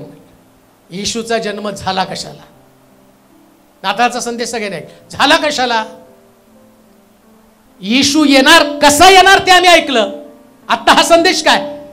येशूचं गौरव कसं प्रगट होणार? कसा येशू आतमध्ये येणार? आतमध्ये येणे अजून जन्म व्हायचा नाही बरं का. जन्म होण्याच्या अगोदरची ही प्रोसेस आहे. म्हणजे जन्म होण्यासाठी आवश्यक असणाऱ्या गोष्टी कोणत्या? राजानं आतमध्ये यावं, आणि त्या आतमध्ये येण्यासाठी कोणती गोष्ट केली पाहिजे? तो म्हणतो मग देवाचं गौरव प्रगट होईल. केव्हा? जेव्हा टेकड्या जातील, डोंगर जातील, जेव्हा छोट्या छोटे खोरे निघून जातील आणि खडकाळीचं मैदान होईल. आणि बायबल सांगतं तेव्हा राजा आत येईल. आणि काय होईल? परमेश्वराचे गौरव प्रगट होईल. परमेश्वराचं गौरव प्रगट होईल आणि सर्व मानव जाती एकत्र मिळून ते पाहिल. म्हणजे पुढच्या वर्षी 15 तारखेला जे आपल्याकडे असतं सोलापूरमध्ये ख्रिसमस फेस्टिवल, तसा जगातला सगळ्यात मोठा ख्रिसमस फेस्टिवल केव्हा होईल? जेव्हा सगळे डोंगर, टेकड्या, खोरे निघून जातील, तेव्हा सगळं ख्रिस्ती मन एकत्र केलं जाईल. सगळ्यात महत्वाचं वाक्य, समारोपाचं वाक्य काय माहिती का? त्याच्यामध्ये त्यानं म्हटलं कारण परमेश्वराचे गौरव प्रगट होईल आणि सर्व मानव जाती एकत्र मिळून. म्हणजे येशू ख्रिस्त कशासाठी आला? सगळ्याला एकत्र एक होण्यासाठी. आणि म्हणून आम्ही पाहतो पवित्र आत्मा आल्यावर, नीट ऐका बरं का, आता पवित्र आत्मा 120 लोकांवरती उतरून आल्यावर असं लिहिलं ते सर्वजण एक होते. त्यांचं सर्व काही सामायिक होतं, एका दिलाचे, एका चित्ताचे होऊन. पण त्यांच्यामध्ये प्रार्थना करण्यात, भाकर मोडण्यामध्ये, घरोघरी भाकर मोडण्यामध्ये, प्रार्थना करण्यामध्ये तत्पर होते. ते दिवस लांब नाही जेव्हा जगातल्या सगळ्या मंडळ्या एक होतील आणि देवाचा पुत्र आता मानवरूप म्हणून नव्हे तर राजा म्हणून ढगावरती बसून येईल. राजा म्हणून ढगावरती बसून येईल आणि जे त्याच्या ऐक्यामध्ये टिकून आहे त्या सगळ्याला तो घेऊन जाणार आहे. मग त्याच्यासाठी कोणतं एक चर्च नाही. मी असं म्हणत नाही फक्त शिलो स्वर्गामध्ये जाणार आहे. मी त्याचं खंडन करतो. फक्त शिलो स्वर्गामध्ये जाणार नाही, जे त्याच्या वचनाप्रमाणे जीवन जगतात अशी प्रत्येक व्यक्ती, मग कोणत्या का पंथाची आणि कोणत्या का चर्च असे ना, पण बायबल सांगतं प्रभू त्या सगळ्याला एक करून स्वर्गामध्ये जाणार आहे. सगळ्याला. म्हणून महिमा काळजी करू नको. जरी मुंबईला गेली तर तुला मोठा प्रश्न असेल की मुंबईला गेल्यावर मी काय माझं रॅप्चर होणार का नाही. तू मुंबईला जा, दिल्लीला जा, जिथं आहे, पण जे शिक्षण तू घेतलं ते टिकवून ठेव. का तर पुन्हा आम्ही सगळे एकत्र होणार आहे. ते दिवस आता तुला जाताना वाईट वाटेल की आता मी हे सोडून जाणार आहे पुढच्या वर्षीचं ख्रिसमस आणि तुम्हाला बघायला मिळतो नाही मिळतो, पण लक्षात ठेव त्या ऐक्यासाठी रडू नकोस. जे ख्रिस्ती ऐक्य पवित्र आत्मा निर्माण करतो त्या ऐक्यासाठी लढ आणि अशी प्रार्थना कर, तेव्हा मी इथं जरी एकत्र नाही आले तर स्वर्गामध्ये तुझ्या बरोबर एकत्र असावं, त्याचा भाग बनावा. अशी प्रार्थना करा. देवबाप तुम्हाला सगळ्याला आशीर्वाद देव. अशी प्रार्थना करा की प्रभू तुझ्या वचनाप्रमाणे माझ्या जीवनामध्ये बदल कर आणि तुझ्या संगतीचा, तुझ्या सहवासाचा आनंद मला दे. आपल्या जागेवरती आपण उभं राहूया. आपले डोळे आपण बंद करू, नतमस्तक होऊया. प्रभू समोर आपल्या माना झोपूया. देवाचं वचन आपल्याकडे आलेलं आहे. घोषणा करणाऱ्याची वाणी ऐकली. उंच सखल ते सपाट हो, खडकाळीचं मैदान हो, प्रत्येक डोंगर सपाट हो, टेकड्या सपाट हो, आज आमच्या जीवनातले डोंगर आपण तपासूया. सपाट होणं गरजेचं आहे, बदलणं गरजेचं आहे. प्रभूला समर्पित होऊया. जगात नाताळाचा सण साजरा करते, पण सण म्हणून करू नका. राजाला आतमध्ये घेण्यासाठी आम्ही तयार आहोत. त्या तयारीने प्रभू समोर जाऊया. प्रेमळ देवा, नव्याने आम्ही तुझ्या समोर समर्पित होत आहोत. आमच्या जीवनाचं कमी पण तू जाणतोस. आजपर्यंत आम्ही आमच्या जीवनाचे राजे मालक होतो, परंतु आम्हाला सत्य कळालं, जीवनाची मालकी आमची नाही, जीवनाची मालकी तुझी आहे. पुष्कळ लोक तुझ्या पुत्राचं स्वागत करत आहे, परंतु पापात राहून. आणि जिथं पाप आहे तिथं ख्रिस्त राहू शकत नाही, हेच लोकांना समजू दे देवा. गेला महिनाभर लोकांच्या मनामध्ये एक लगबग आहे, त्यांची धावपळ आहे. मन चांगलं आहे त्यांचं, राजाचं कसं स्वागत करावं, देवाचं कसं स्वागत करावं, परंतु ते भौतिक गोष्टीकोनातनं विचार करत आहे. आत्मिक दृष्टिकोनातनं विचार करणारे लोक तुला आवश्यक आहे. बाळ येऊन गेला, देवाचा पुत्र मानव बनून या पृथ्वी तलावर येऊन गेला. आता तो मानव बाळ म्हणून येणार नाही, तर न्याय करणारा न्यायाधीश म्हणून येणार आहे. आणि आज ज्या ज्या गोष्टी तुझ्या वचनात सांगितल्यात, जे लोक आज वेगवेगळ्या माध्यमातून तुझं वचन ऐकत आहेत, जे लोक युट्यूबच्या माध्यमातून ऐकत आहे, प्रभूजी माझी प्रार्थना असेल, ऐकणाऱ्या काहीतरी लोकांचं परिवर्तन व्हावं आणि त्यांनी सांगावं की नाही, या संदेशानं मला खरा ख्रिस्त जन्मोत्सव समजला. त्यांचं घर, त्यांचं जीवन, त्यांचं व्यक्तिगत आयुष्य याच्यामध्ये बदल कर माझ्या राजा.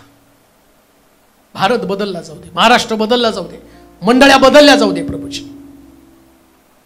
लोकांना देवाची गरज नाही, देवाच्या पुत्राची गरज आहे. कारण देवाचा पुत्र येतो आणि सगळं काही बदलून टाकतो. आणि म्हणून प्रभूजी येशू ख्रिस्ताचं देवत्व, त्याच्याविषयीचा विश्वास, त्याची सर्व तत्व स्वीकारण्यासाठी त्यांचे मन विचार बदलले जावे. पुन्हा आम्ही एकत्र येऊ तेव्हा आमच्यामध्ये एक बदललेला मनुष्य, बदललेला स्वभाव, बदललेले जीवन असू दे. आम्ही घटले जाऊ दे, तुमचं केला जा. तुझी इच्छा, तुझी योजना आमच्या जीवनात सिद्धी जाऊ दे प्रभू. चर्चचं बांधकाम लवकर पूर्ण होऊन जाऊ दे आणि तुझ्या योजनेप्रमाणे राहिलेल्या गोष्टी या मंडळीमध्ये घडू दे प्रभू. सगळं काही तुझ्या इच्छेप्रमाणे होते. धन्यवाद देतो, तुझी स्तुती करतो. नवीन वर्षामध्ये सर्व नवीन गोष्टी कर, जेणेकरून प्रभू आत येणारा आणि बाहेर जाणारा व्यक्ती या मंडळीतनं फक्त ख्रिस्ताला त्यांना पाहू दे. तुला आदर, तुला गौरव, तुला महिमा, तुला सन्मान दे. येशूच्या नावात ही प्रार्थना विनवणी केली म्हणून तो ऐक. आमेन. आता देवबापाची प्रीती, प्रभू येशू ख्रिस्ताची कृपा, पवित्र आत्म्याची सहभागिता तुम्हा सर्वांबरोबर आता आणि सदा सदाकाळ असो.